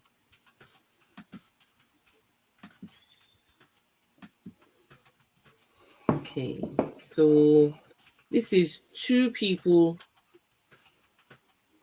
man and woman, who both, I don't know what term to use, whether they're going through mental health disorder, but they call them mad people, but they're both mad. So this is man, woman, mad. So anyway, they found each other, and that's them. And people are. Esther, this is what people label these people.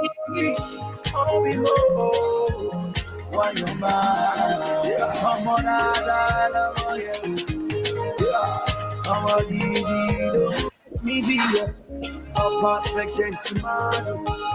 Let me be the man to always hold you down. Would you be the? They added the song, "Let me be the man to always hold you down. Let me be your gentleman."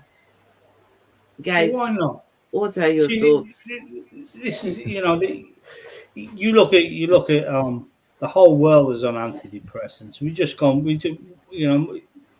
The whole world, year and a half, going through 12 to 18 months of lockdown, of loneliness, and a whole uproar in that 18 months. And everyone got depressed, and they all got sad, and they all went to the doctor, and they all got antidepressants. These people have lived this all their lives. And they make what they can of their lives, and to abuse it. It's like these people that go to the homeless, and they do it for clicks and likes, and they get the money through their clicks and likes, through their advertising on their YouTube channel, just to wind up a homeless or a tramp. We'll call them. You call them hobos or whatever you call them in America. We'll call them tramps here, homeless, and they'll exploit them into a way to make a video of them, to see them giving them £500 or $500. Yeah, that's for you, and film them. If that happened to me, I would tell them to fuck off, leave me alone. You can't. You're just doing this for clicks and likes. You're not doing it for you. You're not doing it to help me. You're doing it for yourself. And these people exploit these people that are suffering. To put them on the internet is exploitation in a way, like it's slavery's back. That's what I was saying. I worry for people like this because they should be. Someone should be taking them to one side and saying, "Look, I'm not filming this. Go and get yourself a meal, a room for the night, wherever. Get yourself a shower or whatever. Just look after yourselves. Yeah, if I was a trillionaire, I would. They need mental health mental. Yeah. assistance Philip. because they a lot of them have these mental issues going on, but the state does not, especially in those areas, because again, superstition, religious thinking, they don't get the help that they need because it's, as we have seen in previous videos, they talk about demons and these people are demon possessed. They're mad. They're not mad. They are suffering mental trauma in some cases, especially at the rate serious PTSD situations, and they need to have medical psychiatric assistance to help them. Phil, I complain that my mental health is knackered through what religion did to me at the age of 10, and that'll live with me forever. But I've never lived like these guys have. I've never lived in absolute. But you have to understand One second. Oscar wants to say something. Okay. No, it's okay. I'm here to listen. It's all good. No. Oscar, no. Go ahead, Oscar. Oscar had something to say. So, Oscar, please, let's let you speak, okay, Oscar? Well, just the second video. One of the guys, those missionaries, he says, hold on, I had to even freaking write it down. He says, they live difficult lives. No fucking shit. Yeah. So what the hell are they going to do? Right. These two individuals, what are they going to do? Change the culture base? Change their situation? Are they going to improve their lives by what? By saying, "Come and fucking join Jesus Christ. He's going to sort it out for you." Yeah. Oh, by the way, give me what you earn. You know what I mean? What are they doing there? Seriously, what are they doing there? The missionaries. Yeah, I know the missionaries. Obviously, I know their role. Missionaries are the worst. Yeah, but I've got to admit, it's not the missionaries' fault either, Oscar. Yes, it fucking is. Why are they sent saying there? These are youngsters that are sent there. They are the job. Yeah, the elders won't do. And they send them to these places to I mean, the Mormons are the worst for this. They've sent them worldwide. But the Christian missionaries are just as bad. Desmond Tutu is one of my favourite quotes. Desmond Tutu said they came here to Africa. The whites came here to Africa with their Bibles. And we had the land. They convinced us to kneel down and pray and close our eyes. When we opened our eyes, we had the Bibles and they had the land. They had the land. And they lost all their lands to the whites. I'm going to show you guys another video. 1 second. Nothing. Well, I'm not sure if it's religious. Oh, look out for number one. You've actually seen this video because I see your comment on my Instagram. 1 second. Let me share this here. You made a comment on the video. Look out for number one. Esther, can I just, Scapegoat Iscariot just said, he was homeless for half his adult life, apart from 2 weeks. And even he can't see the suffering that these guys are going through. Right. I mean, that's trench foot right there. Can you imagine? And to think that these people are threatened with hell. So by the time they're done suffering here, they're going to... There's also religious murder and war, and the whole African continent is fucked up. I don't care if there's a hell. I really don't care. The fact that you think people like this will go to that hell, just count me out. I want nothing to do with your heaven. And then they use thoughts and prayers, and I want nothing to do with praying for saying or telling people back home, pray for these people. Oh, they're starving, pray for them, but they don't help them.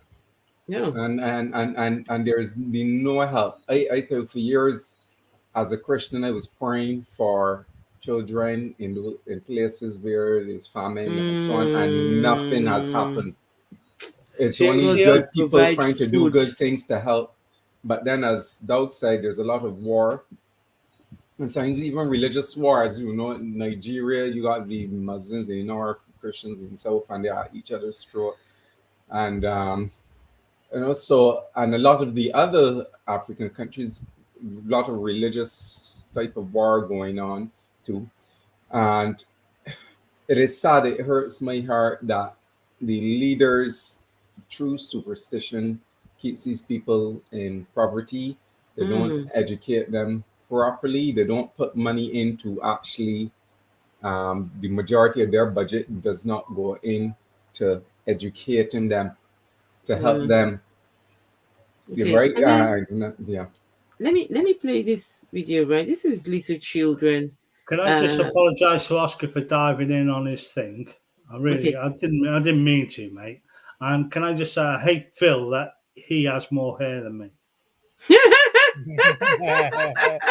See, I look like a tennis ball that a dog has been chewing on for 20 years. I like that one. Okay. That's a good Well, show. I would like Oscar to finish his thing about the woman giving birth. No, it's okay. So good. No, we can finish that after this video because it's in the same community where those men came to and said they've got the wrong version of Christianity and they're going to go to hell. Same community. These are the children of the community. This is school, right? They're on their way. This is assembly when you assemble outside. So let's have a look here.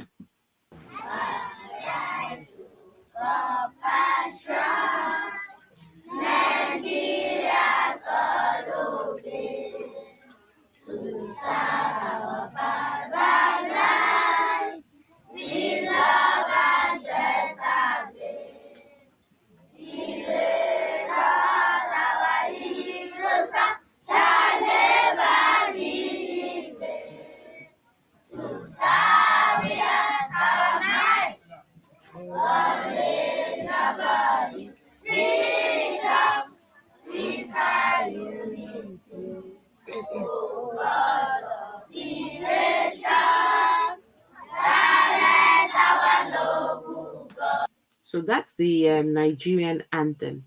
The second verse starts with, O God of creation, O God of creation, direct our noble cause, help our leaders right. I don't remember the other bits. So the national anthem, second verse says, O God of creation, help our noble cause. And that's what these children are singing. Mm-hmm. Here we go.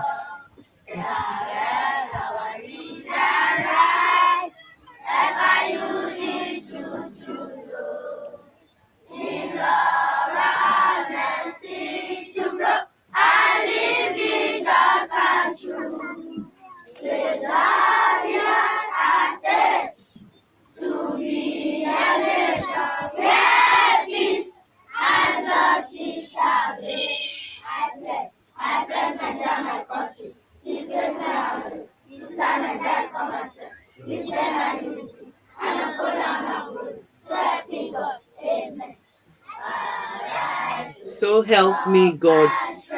Amen. Can I just say, Esther, I see no misery in these kids.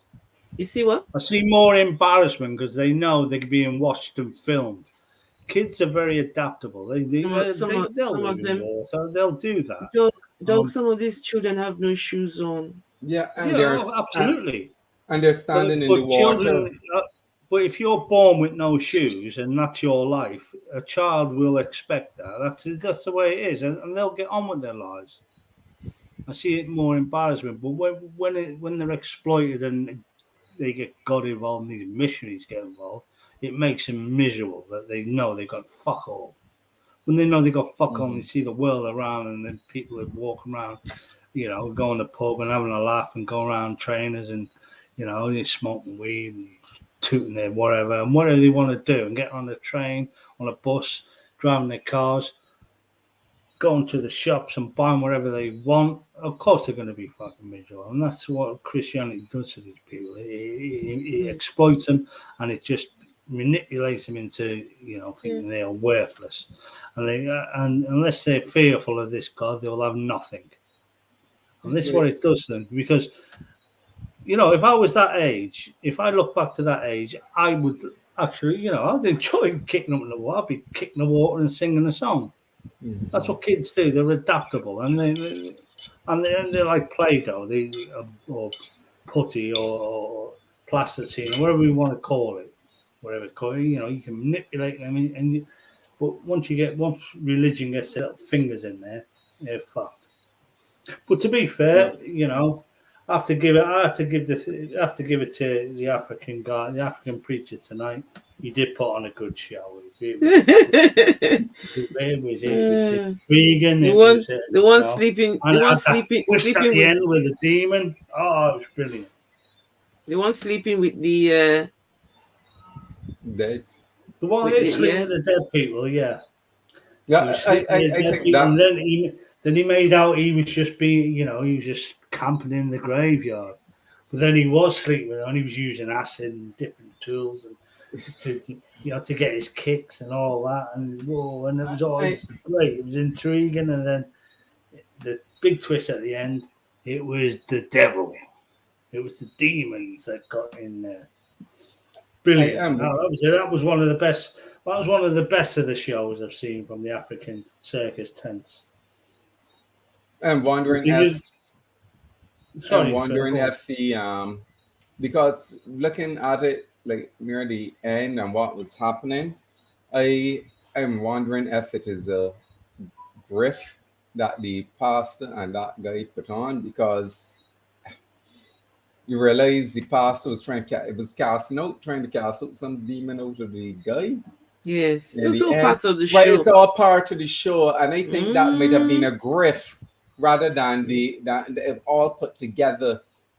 Because this is what these guys do. They part of their grift. They get people, pay people to act. And the way the guy was behaving at the end, as if he had quote unquote these demons. That seemed really fishy. And then the pastor time we casting out and so on to get the people, captivate the people's attention in that way, and then captivate their attention with this story, and then pretend he's casting out a demon. That was too. You see, it is the thing, Phil. 99.9% of the missionaries on this planet that are sent out are from America. Most secular countries, Britain, we don't send missionaries to Africa. We send aid workers that will help and do what they can with what little they have, and they'll do what they can to these places. And has that always been the case? Absolutely not, Esther. No, I mean, but you've got to go back centuries for when secular countries were sending out missionaries. But thing was, now the rest of the world have caught up with reality. America are the only ones that are falling behind, and they're the only ones basically that are sending these missionaries out. Because Britain, no disrespect against America, but don't forget, it's still 80% Christian. But the UK. The UK is probably about 30-40% Christian. Fine. Yeah, but the UK back and Christians take it or leave it. There's not many that are devout anymore. Right. Okay. But the UK sent back in let's say 17th century, 18th century, sent during the emancipation, sent a lot of missionaries out. I know the Wesleyan Holiness, the Wesleyan Methodist Church had missionaries here in the Caribbean, and a lot of other denominations from there, right, came to the Caribbean and apostolized. That's why I had talked about in Christianity. People don't need the word of God, Phil. They need right. They don't need help. They need people who can dig a ditch for them. They need money who can, dig a well and help and teach them how to plant crops and things like that and tend the crops. Skill training, and so on. That's all they need. They need people. It's not missionaries. That's aid work. Not missionaries. Missionaries will go out and say, God, if you pray to God, He'll make the floods go away. He'll do your works. He'll feed your bellies. Thoughts and prayers. That's it. And one other thing, in the video there just now, when the children were singing national anthem, a lot of the national anthems in the Caribbean, have a reference to God in it. Right? There's a question for Doug when you're done. Sorry to interrupt. Please, Philip, carry on. Carry on. In the Caribbean, even in the Barbados anthem, the second verse have about the Lord has been the people's guide for the past 300 years. Without Him, basically, we won't be where we are today, basically. And then there are some other Caribbean countries. I checked their national anthems, and I realized they refer to God too. So it's a lot, and like how the children were there, assembly having that. You do the same thing at similar assembly, and you have these Christian devotions, sometimes even proselytization, bringing groups to proselytize, which is a serious issue. So all the other religions are it is Christianity, even though the government say they're secular. Maybe it's time that because we've got the vocals because of Esther. She's got a beautiful voice. I mean, she's Celine Dion of the UK, stroke Africa. Maybe we should write a secular world anthem. And Buzz Hawk, yes, to answer your question, mate. I am originally from Liverpool in the UK. Buckingham Palace. He's from Buckingham Palace. I'm from Liverpool. I was born in Liverpool. I grew up in Liverpool, and then I moved to. I started my own business, so I moved to London. So I lost a lot of my accent because a lot of the Londoners couldn't understand. When I don't talk like that, mate. You know what I mean? Like Scouser. So I slowed my voice down and this and that. I've also had a stroke since then, but I live in Norfolk, which if you look at Great Britain as a motorcycle, as a woman with a handbag, Ireland is the purse or handbag. Norfolk is sort of the woman's arse, a sitting woman. Norfolk is where their arse will be. Still a beautiful country. But that's where I'm from. Born in Liverpool, now reside in Norfolk. But anyway, we could write a world anthem and get we get Esther to sing it. A world secular anthem. Esther's got to check on the boys. So guys, just carry on the conversation. Yeah. Hasn't Feed the World been done? What's that? No. Feed the World has already been done, hasn't it? The secular world anthem. Feed the World. Oh yes. Well, that was a Christmas song, don't forget. It's Christmas time. Oh yes. There's no need to be afraid. Right. That was the African world anthem that came from Live Aid. Oh. Wow. But you see, tell me you must know that. That's 1986. Right, that's when you they know say we are the world, we are the ones who make a better day. Yeah, where they had the different singers. Yeah, we need a. Well, tonight, thank God it's them instead of you. But that was probably Bono's worst line. That's just like saying, "Oh, so and so died today. Well, rather him than me." Yeah, that was the equivalent of that line. It's probably the horriblest line I've ever seen. But also promoted ignorance of what goes on in the world. But I'm not just going to say this stuff goes on in Africa. It goes on all over the fucking world. All over the world. You got Ukraine getting the shit bombed there irregular, Afghanistan, Iraq, all these people. But these things that bring them all together is, there's no camaraderie left in the world. No. These missionaries or so-called God believers will dive in on the vulnerable. The Catholic Church. That is what they're doing. They're diving in on the vulnerable, and they did the same thing here in the Caribbean. The Catholic Church basically abuses that vulnerability. And even in South America, it embraces war, it embraces hardship, it embraces vulnerability. But you see them up and down Africa. All these sad places, the Catholic Church. You'll see them in Barbados as well, on Trinidad and Tobago, and all these Caribbean islands where you're from. Mother Teresa, remember Mother Teresa in India? Yeah, she was a disgusting piece of shit. Disgusting, telling them not to. She didn't provide good medical assistance for the people, and trying to say, "Oh, suffering is of God, and you need to suffer." Yet she went to see a doctor. She was more interested. She went to a doctor, but she's telling people.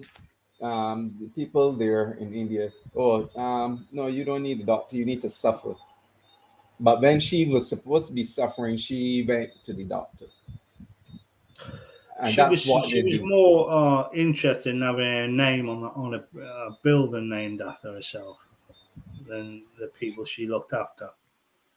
And that's what most of that money, I mean, she was, we can blame COVID on her. It takes the Catholic Church about 200 years to apologize for its bad people. But I only apologize because more internet it was only in '96 that they apologized for locking up Galileo.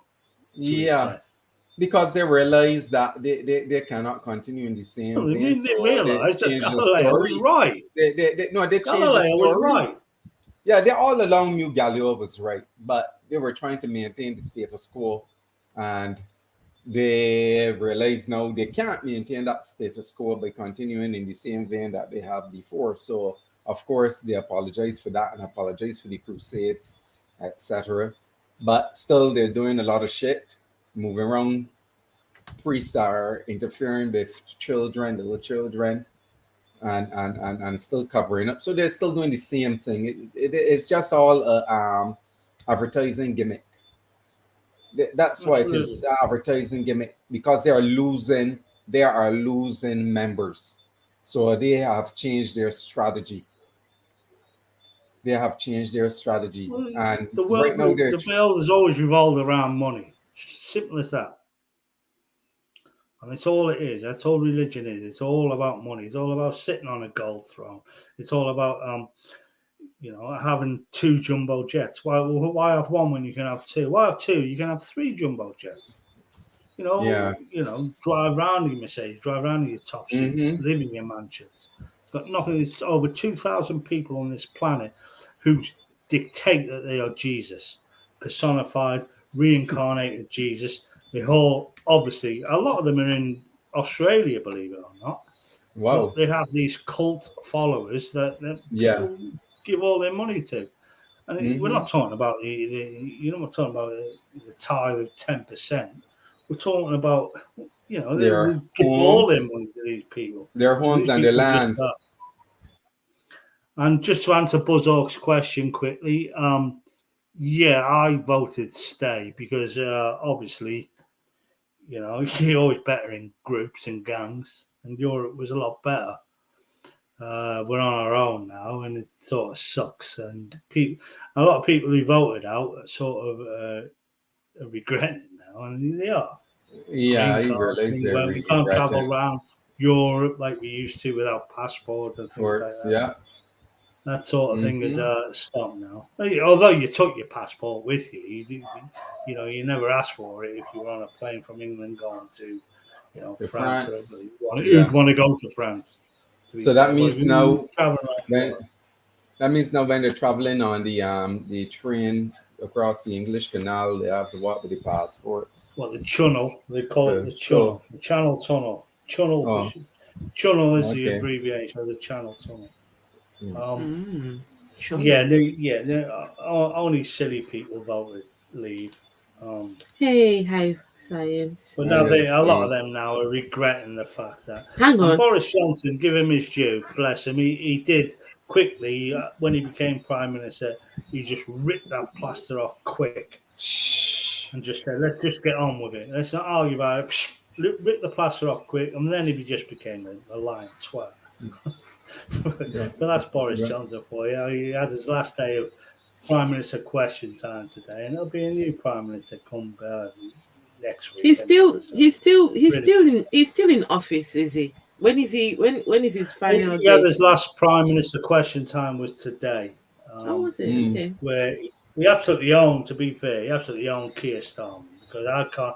If Keir Starmer becomes prime minister, then I'm moving to Nigeria, and I'm going to be an actor in one of the religious circus tents. And I'm going to be an actor there. I'll be the obsessed by demon guy that has sex with everyone in the graveyard, male or female. Don't care how rotten they are. I'll take acid, lube. I'll take happy pills. I'll take whatever with me to get out of Keir Starmer. Just not to be here when Keir Starmer is prime minister. It's not that bad. Trust me, Doug. It's not that bad. It is. Other than that, we got Nigel Farage. Oh, Nigel. Or Farage, as they call him, the racist. We've got it all. America going, we got this, but Britain's just as bad with his secular nonsense, with his pricks and his neo-Nazis and nonsense. Britain's just as bad. It's just that our percentages are a lot smaller because we're a third of the size of America.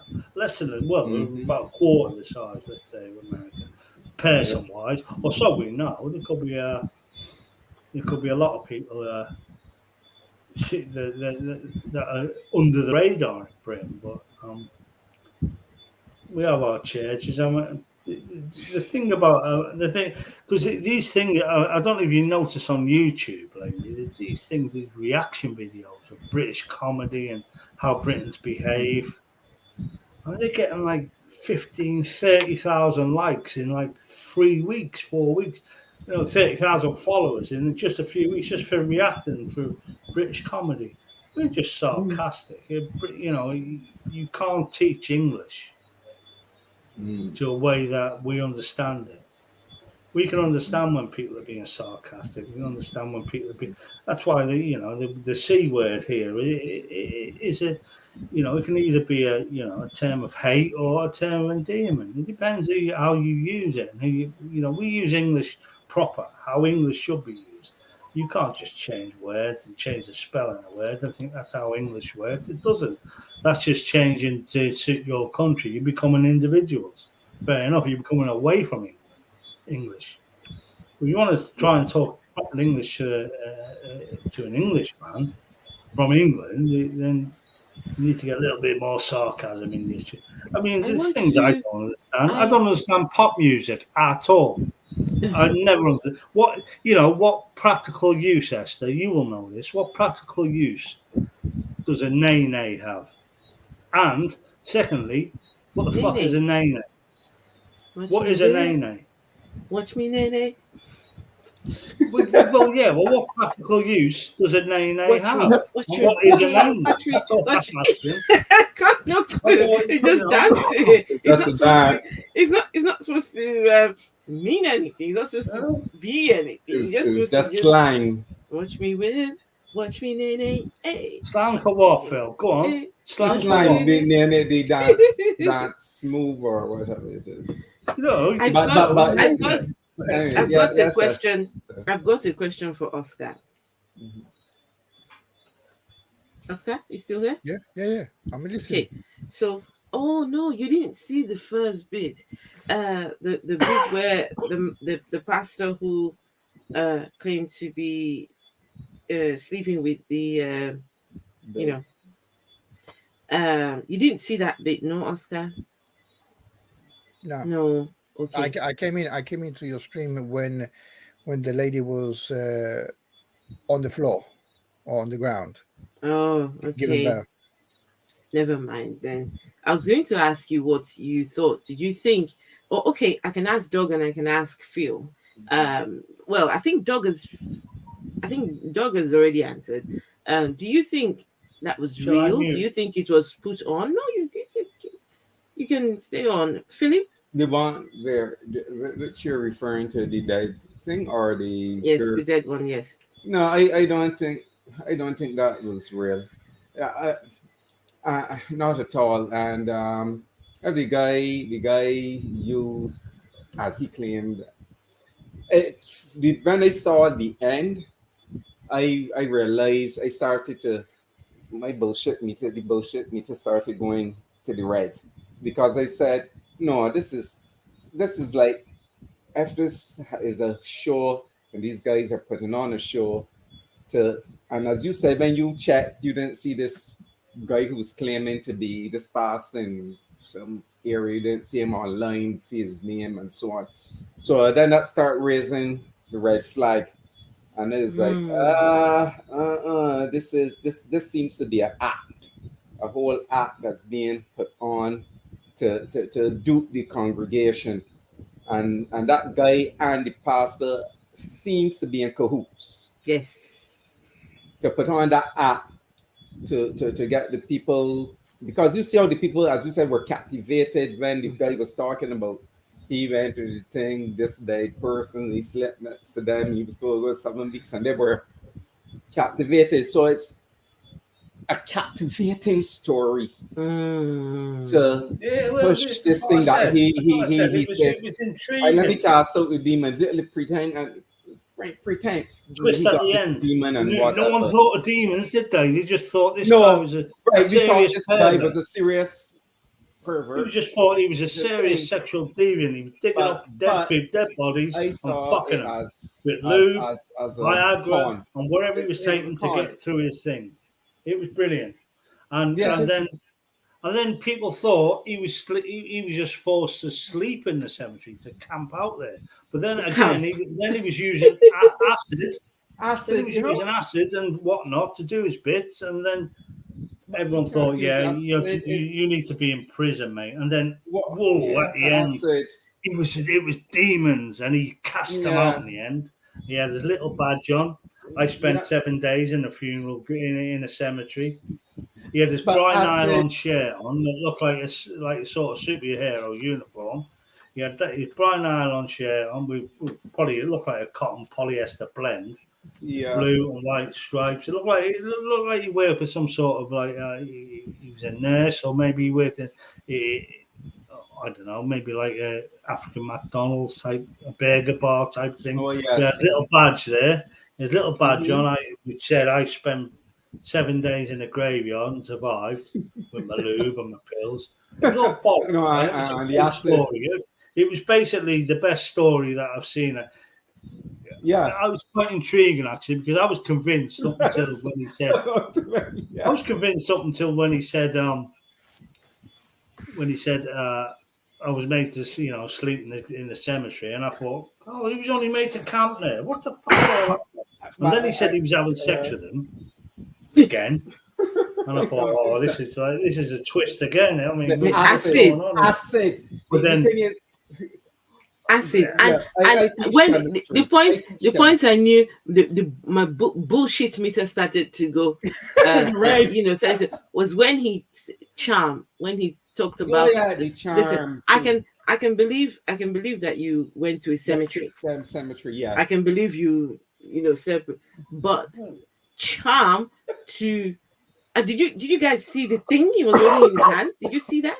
It was like a vial.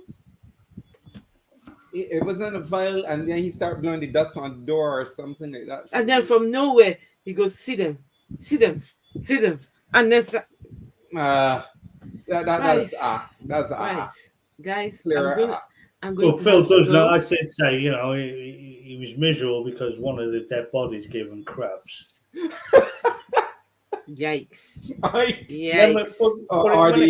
When it came down to it, it came down to the end, and it was demons all along, Esther. It was always demons. And the preacher was there to cast them out. Yeah. And not only that, big riff. The demon went into another guy, and he cast them out of there as well. What a hero! Yeah. Shakespeare. Thanks, man. That was, Sam Clements. That was Huckleberry Finn. That was Catching the Rye. That was just brilliant writing. They should have gotten I enjoyed it. award. I totally enjoyed it. They Except should when have you gotten showed an Hollywood award. the video. Which, of that poor woman. sorry, both of you are talking over each other. Sorry. Philip, what did you say? They should have gotten what award? They should have gotten a Nollywood award. Oh, Nollywood. Oh, okay, Yes, okay. a Nollywood award for best actors. Okay, guys, let's call it a day. Yeah. For us here in the UK, it's after midnight, and Yes. when conversations like this, we can go on forever. Now, tomorrow's stream has nothing to do with demons. Tomorrow's stream has to do with a dwarf, right? We've got a dwarf. Short man. Oh, a dwarf. A dwarf. Right? Okay. A dwarf. Mhm. And what's a dwarf? Dwarf. Commonly known as a midget. Midget. They don't use the word midget now to say small people. Because midget, and that is now I don't think considered midget derogatory. is a So good word it's small people. They don't use those. A vertically challenged person. Okay, so vertically challenged. tomorrow is a dwarf, and the pastor is going to choose a wife. Oh, the pastor is going to. The title of the video says, "I will marry for you." The pastors get to choose the wife for the dwarf inside the church, right? It's going to be beautiful. So tomorrow is not so much anything to do with demons. How people find their wives they just come to church and the pastor just decides, today you are getting married. Today. Esther. Just choose. Is it the same pastor that made the arm and hand? Same one. No. Is he going to make the dwarf or the vertically challenged person grow? That's what I was thinking. That would be a miracle. That would be a miracle. Yeah. 3 foot guy is suddenly 5'8", average size. Yeah, that would be a miracle. Listen, Yes. their miracles do not extend to those sorts of things. Their miracles only for the arm going here, and but when it comes to making someone who was short get taller, no, their miracles don't extend that way.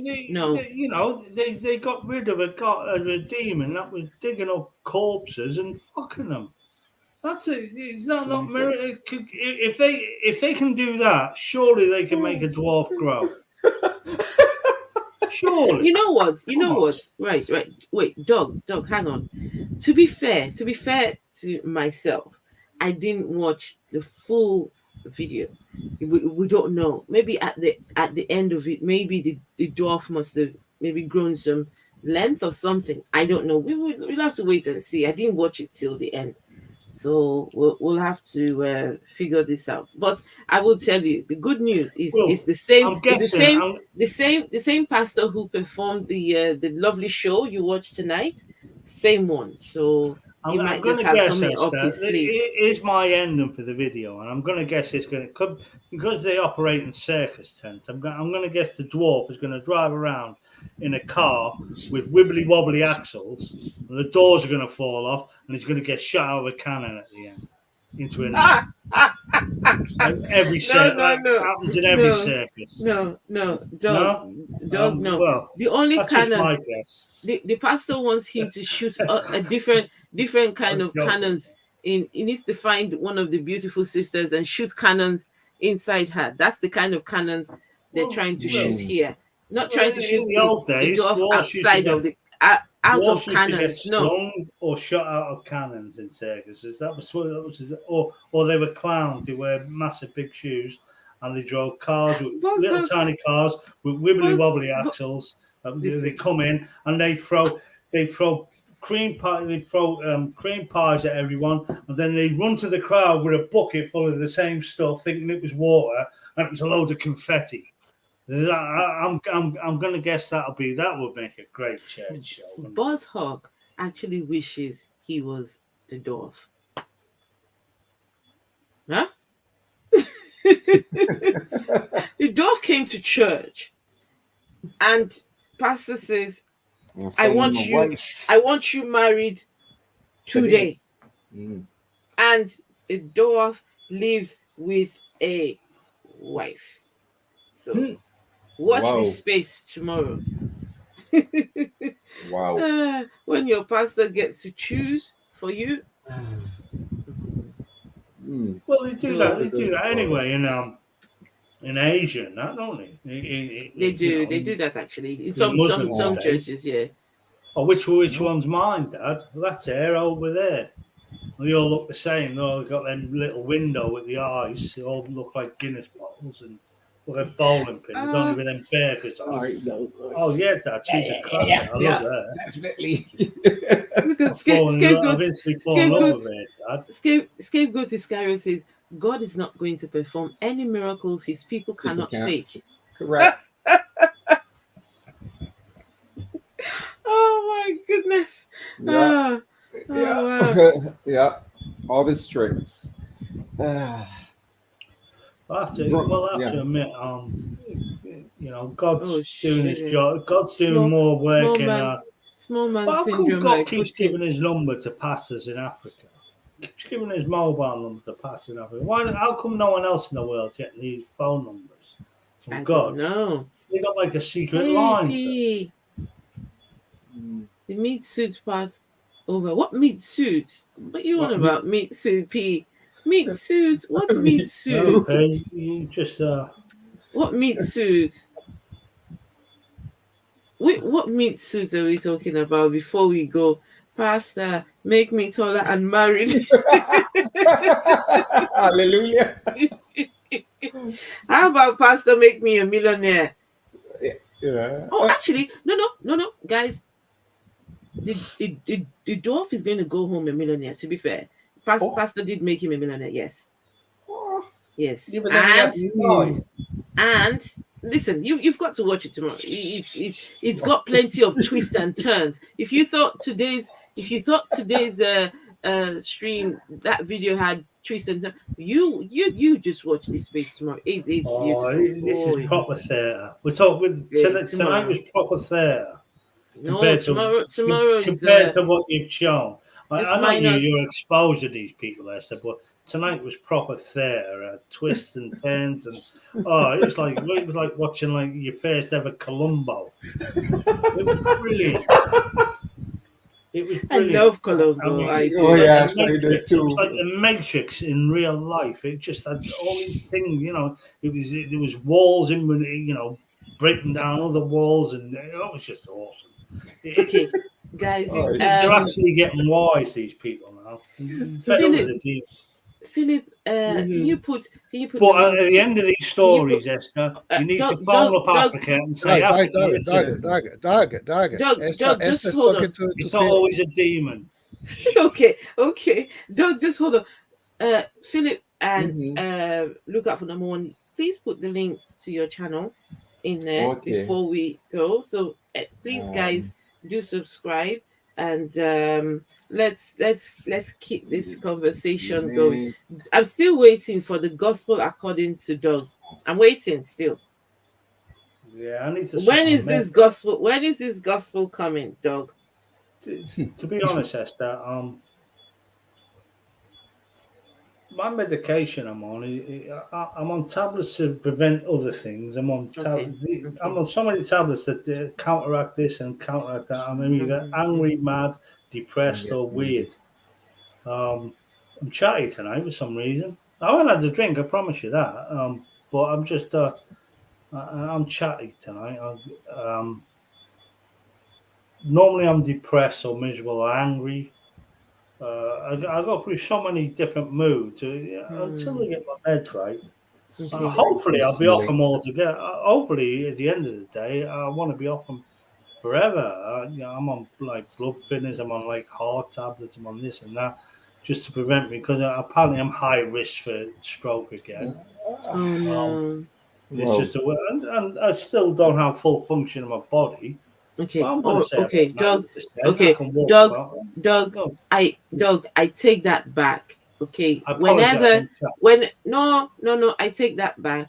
Whenever the gospel according to Doug comes out, we'll be here waiting. There is no pressure at all. It's just Well, that not I'm you guys will be I'm involved. excited. I'm looking forward to it. I'm hoping you guys will be involved. That's what I'm looking forward to. You know, So, because you know it'll be a significant sort of secular thing. We'll be rewriting the Bible, not changing what it means, but just making it where it can't be manipulated and changed by muppets. Mm-hmm. And we'll have we'll also have other, like in the doghouse. That'll be another show. But we'll just talk about shit. See, the ghost. Did he say ghost? P says the ghost Paul. He says not the ghost. No, gospel, not ghost. The ghost Paul. Is it because we're talking about the dead bodies? That's what it is. And we're just rewriting the Bible, and we're not changing it. We're just rewriting it. We're just we're just wording it in a way where it can't be rewriting. We could write a better book. So, like in the beginning, God created. So that'll probably turn to, at the beginning of time, the Big Bang happened. In brackets, hereby known as the universe, created the heaven and the earth. Heaven, hereby known as a place where people believe they will go. And they're just whatever. We'll make it up as we go along. Shouldn't you start off by saying, "Once upon a time"? Well, that was my thing. That would just create. Well, that just ends the whole thing. That doesn't make a show, does it? Just change in the beginning to once upon a time. That's the Bible sorted, isn't it? Right. Okay. Good. Yeah, it was said. And at the end of Revelations, just put, and they all lived happily ever after. Mm-hmm. And then at the end, at the end of your gospel, you must say that in the last days of the last of the very last of the last of the days, Jesus, or is it will Jesus show up in your gospel? Well, he'll show up in the New Testament, obviously. Oh, there's going to be a New Testament. A lot of people believe he was the Messiah, but they had 700 years to write the New Testament from the Old Testament and make that shit up. It's like me saying I predict an earthquake somewhere in the world in 700 years' time. Within 700 years' time. If an earthquake happens, then am I right? Have I fulfilled my prophecy of saying earthquake? Well, I'll tell you what, Esther, here's my prophecy now. Yeah. It's going to rain somewhere in the world within the next 700 years. Somewhere it'll be rain. Come on. I know it's a bit extreme, it's a bit far out there, but if anyone watching sees any rain, I was correct. I am the Messiah. I am Nostradamus or whatever. They say, Nostradamus, he predicted 9/11, and he fucking didn't. He did none of that in his books. He's just another nut job that wrote books. Oscar, did you put your link? Yes, boss. Yes, well, boss. no, you haven't. I haven't seen it. I'm not seeing it. I work in mysterious ways. No, never seen it. Where is it? Oscar, no. Oscar hasn't seen it. You haven't seen it? No. I've seen make sure I've seen Phillips. Press thing. Anyway, I apologize to you guys, and I apologize to chat that I've been a bit scatty and chatty tonight. I hope I've made sense to a lot of people. It's just the way, So if I don't make fun of these things, I will cry, and like I did earlier with that poor woman and that baby. That was so disturbing and depressing. That I'm thinking about it again. I'm getting upset again.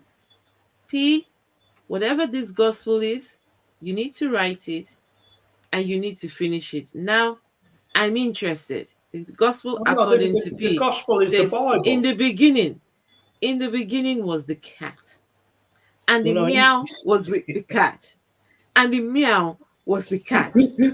Yes. I love this. Yes. I love this. I love Wherever it. this is going, I love it. Just bring it on. In the beginning, will be changed to at the beginning of time. Then it can't be manipulated into 6,000 or 5,000 or 7,000. Or I think answers in Genesis are now saying between 10 and 20,000 years of the age of the earth, when it is actually, as we know, over 4.5 billion years old. We know that animals like King Kong could have survived back in dinosaur times because the world was oxygen enriched, and that's why these big animals survived and they lived, and they can't survive now. And that's why Godzilla, or as I should say in Chinese, Godzilla, Godzilla, with his laser eyes, he's a dinosaur with laser eyes that fights King Kong. The world is full of nonsense.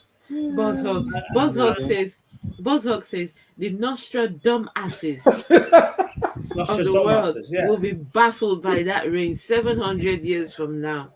OMG. These people that read these books, and it's not even Nostradamus' books. It's just stuff that people have wrote on his behalf. And it's saying that he wrote them. He did not write metal birds in the sky. He never wrote metal birds in the sky. There was no such thing as a metal bird hundreds and hundreds of years ago. It's just the weirdest. This planet is fucked, and these people.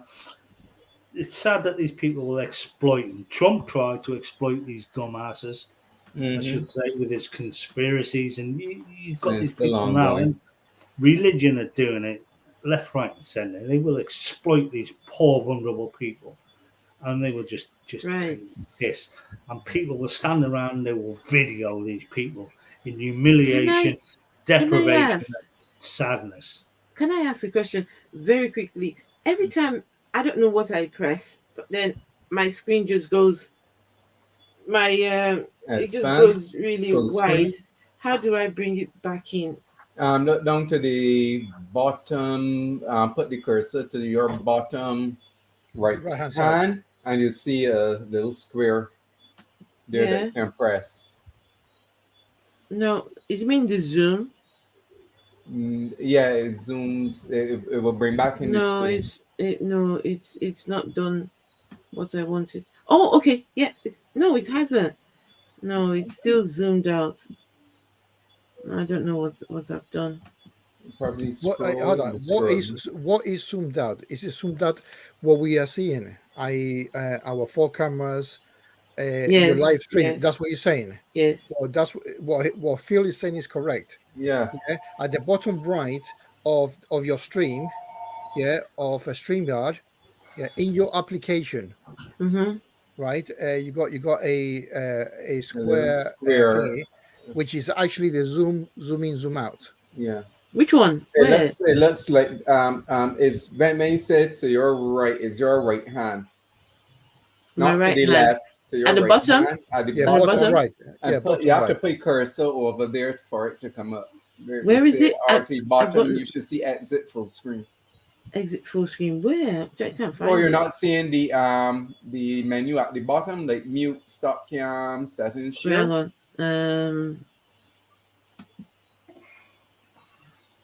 OneDrive, Bluetooth devices. That sounds like the menu, the taskbar, like popping up over it. No, I don't see it. No, I don't see it. Okay. I was going to ask you to share your screen. What are you seeing? Everything's just gone really big. Yeah. No, but I mean, what I'm saying is, okay. Let me see if I can. Wait, hang on. Let me show you what I'm looking at. if you can help me sort this out, then. Esther, hold down control. Try control and see. Control and scroll. Okay, just 1 second. Let me. That's for. Let me show you. Okay, I'll show you what my screen is looking like. Right. Yeah, then you can tell me which part. It'll be full of porn, isn't it, Esther? No. So everything just gone. So I can't see all of the chats. If you see on the right hand side. So I can't see all of this here. And I try to move left and right.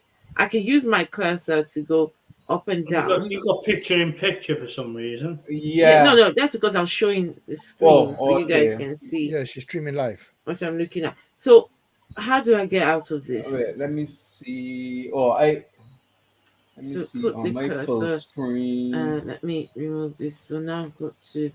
How do I? Down to the bottom. Do you see a scroll bar? Hang on. No. Now I can't see everyone. So wait, go where? The scroll bar to the bottom of that screen that you were just showing us. Scroll bar. What's a scroll bar at the bottom, very bottom of your thing. I know exactly what it is. What is it? It's demons. Yeah, I had a feeling Doug was going to say that. Right at the end. It's demons. Of course, it's demons get involved in the Put the cursor at the bottom. I put the cursor. Demons are investigating. Demons out. Right. Okay. I think. Hang on. Let's see. So I've got a few things coming. Show, search, show controller button, show task view. Jesus, you get the demons out of your PC. Demons out of your PC and PC demons. They're all up in there. Ooh, you are multitasking. Yeah.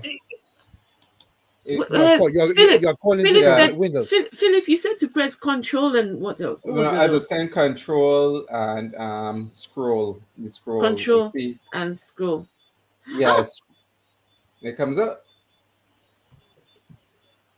It's working. Oh Jesus! You can see it. Hang on. Or it's not staying. It's not staying. No. Oh, okay. So that is not going to work if it's not staying. In fact, it's if. Hang on. Reset. Yay! You get reset. Done. Reset. I sat here praying for you. Hallelujah. Demons. Computer demons. You know Christians are saying that devil is a liar. The devil is a liar. I got rid of the computer demons. The demons scroll, reset. It was Esther, me praying. do you know what you just done? Hold on. Doug, Microsoft demons. What have I just done? At least it's not an English fella. It's not an Indian fella phoning you saying you owe me $24,000. Hold on a minute, Doug. Yeah, Oscar. Well, that's what happens when your computer messes up. You get an Indian guy phoning you saying you need to go and buy £24,000 worth of iTunes cards.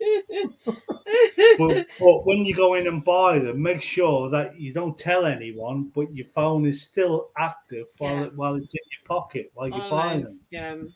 Online scams. And then you scratch them off and give them your number.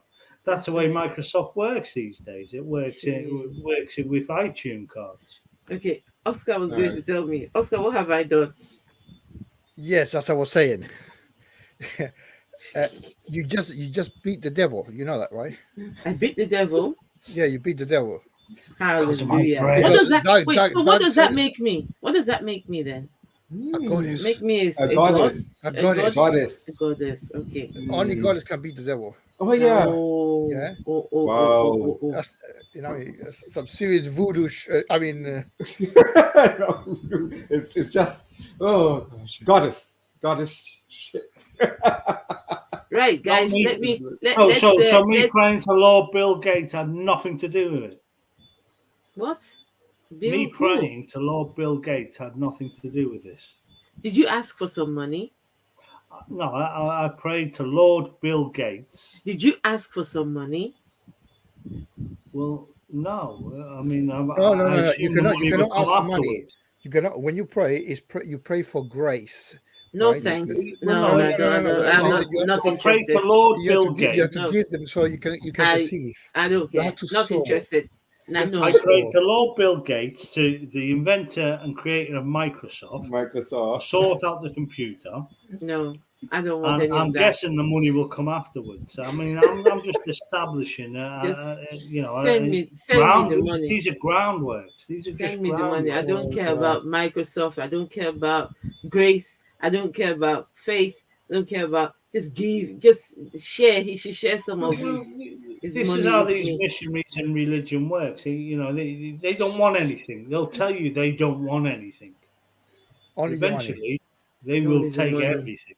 That's right. They will convince you they want nothing. Missionaries, Okay. But eventually they will take everything. They will take everything, including your dignity and your peace of mind. They will Right, take guys. a lot. I love you all, but we need to get some rest. go. See you But tomorrow. P, where's P? Whatever this is, P, I'm in. You get, look. We've got to get this story out there. We've got to get this gospel according to P. In the beginning was the cat, and the meow, and the meow was the cat. Demons. No, don't you dare! No, they're not.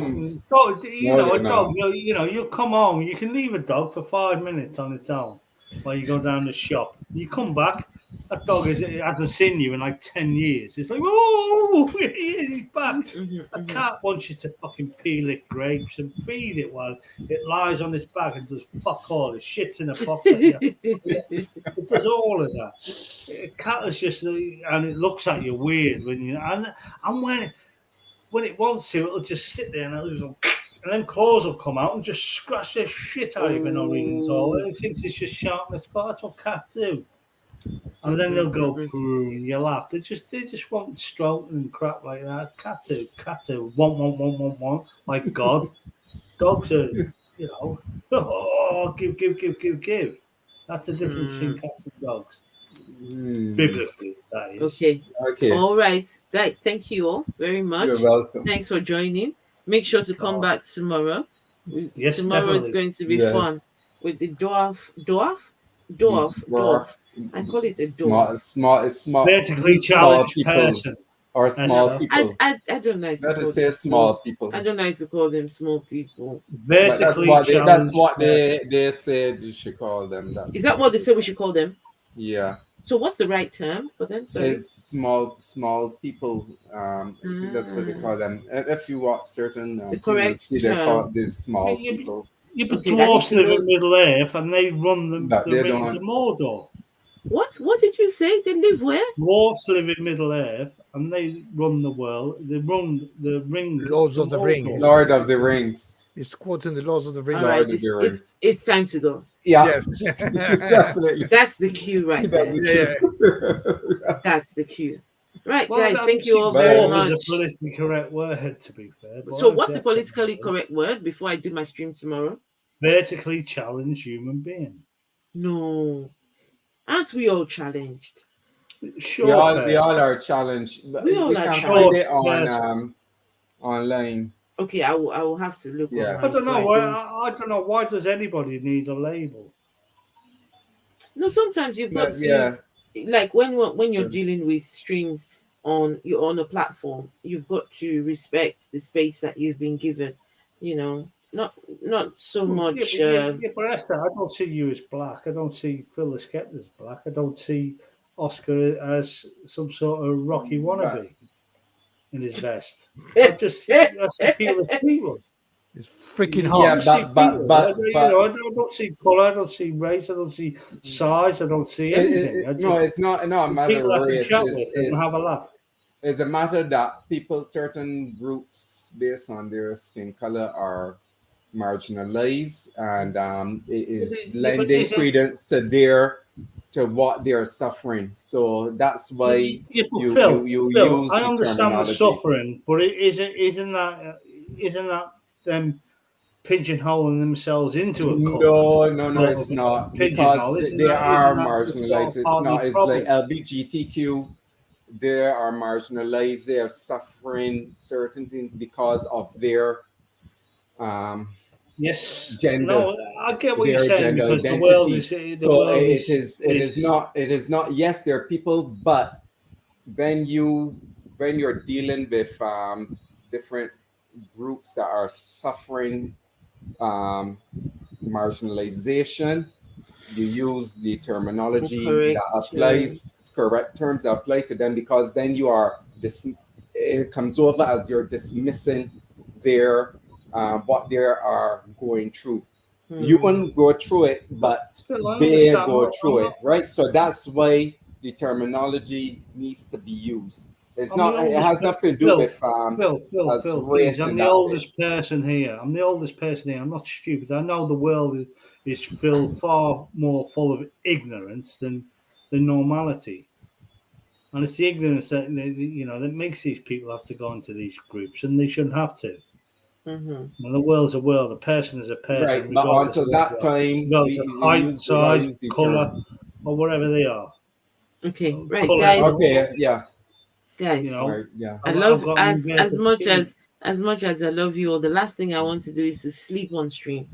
Okay, so good night, Good Dove. night. Okay, so Dove midgets have been used to demoralize people long enough that the term should be changed. I'm fine It with has been whatever they changed. like. Okay, Yeah. so I will have to look for Yeah. the No, right. the question it should be, how may I address you?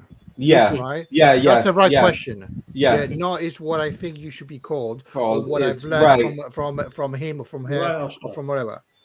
Yeah. If you're worried about how you should address someone, then no, why? Why should Hey, you? Maya. That's still seeing someone else as Good different. night. Good night. Maya. Yeah, well, Okay. tomorrow. Right. All right, Okay. Good night. Night, everyone. night. Night, Good night. everyone. Night, I night. apologize for going on and Bye. on and on and on and on and on and on. Good night. Good night. Bye. Bye. Bye. Bye.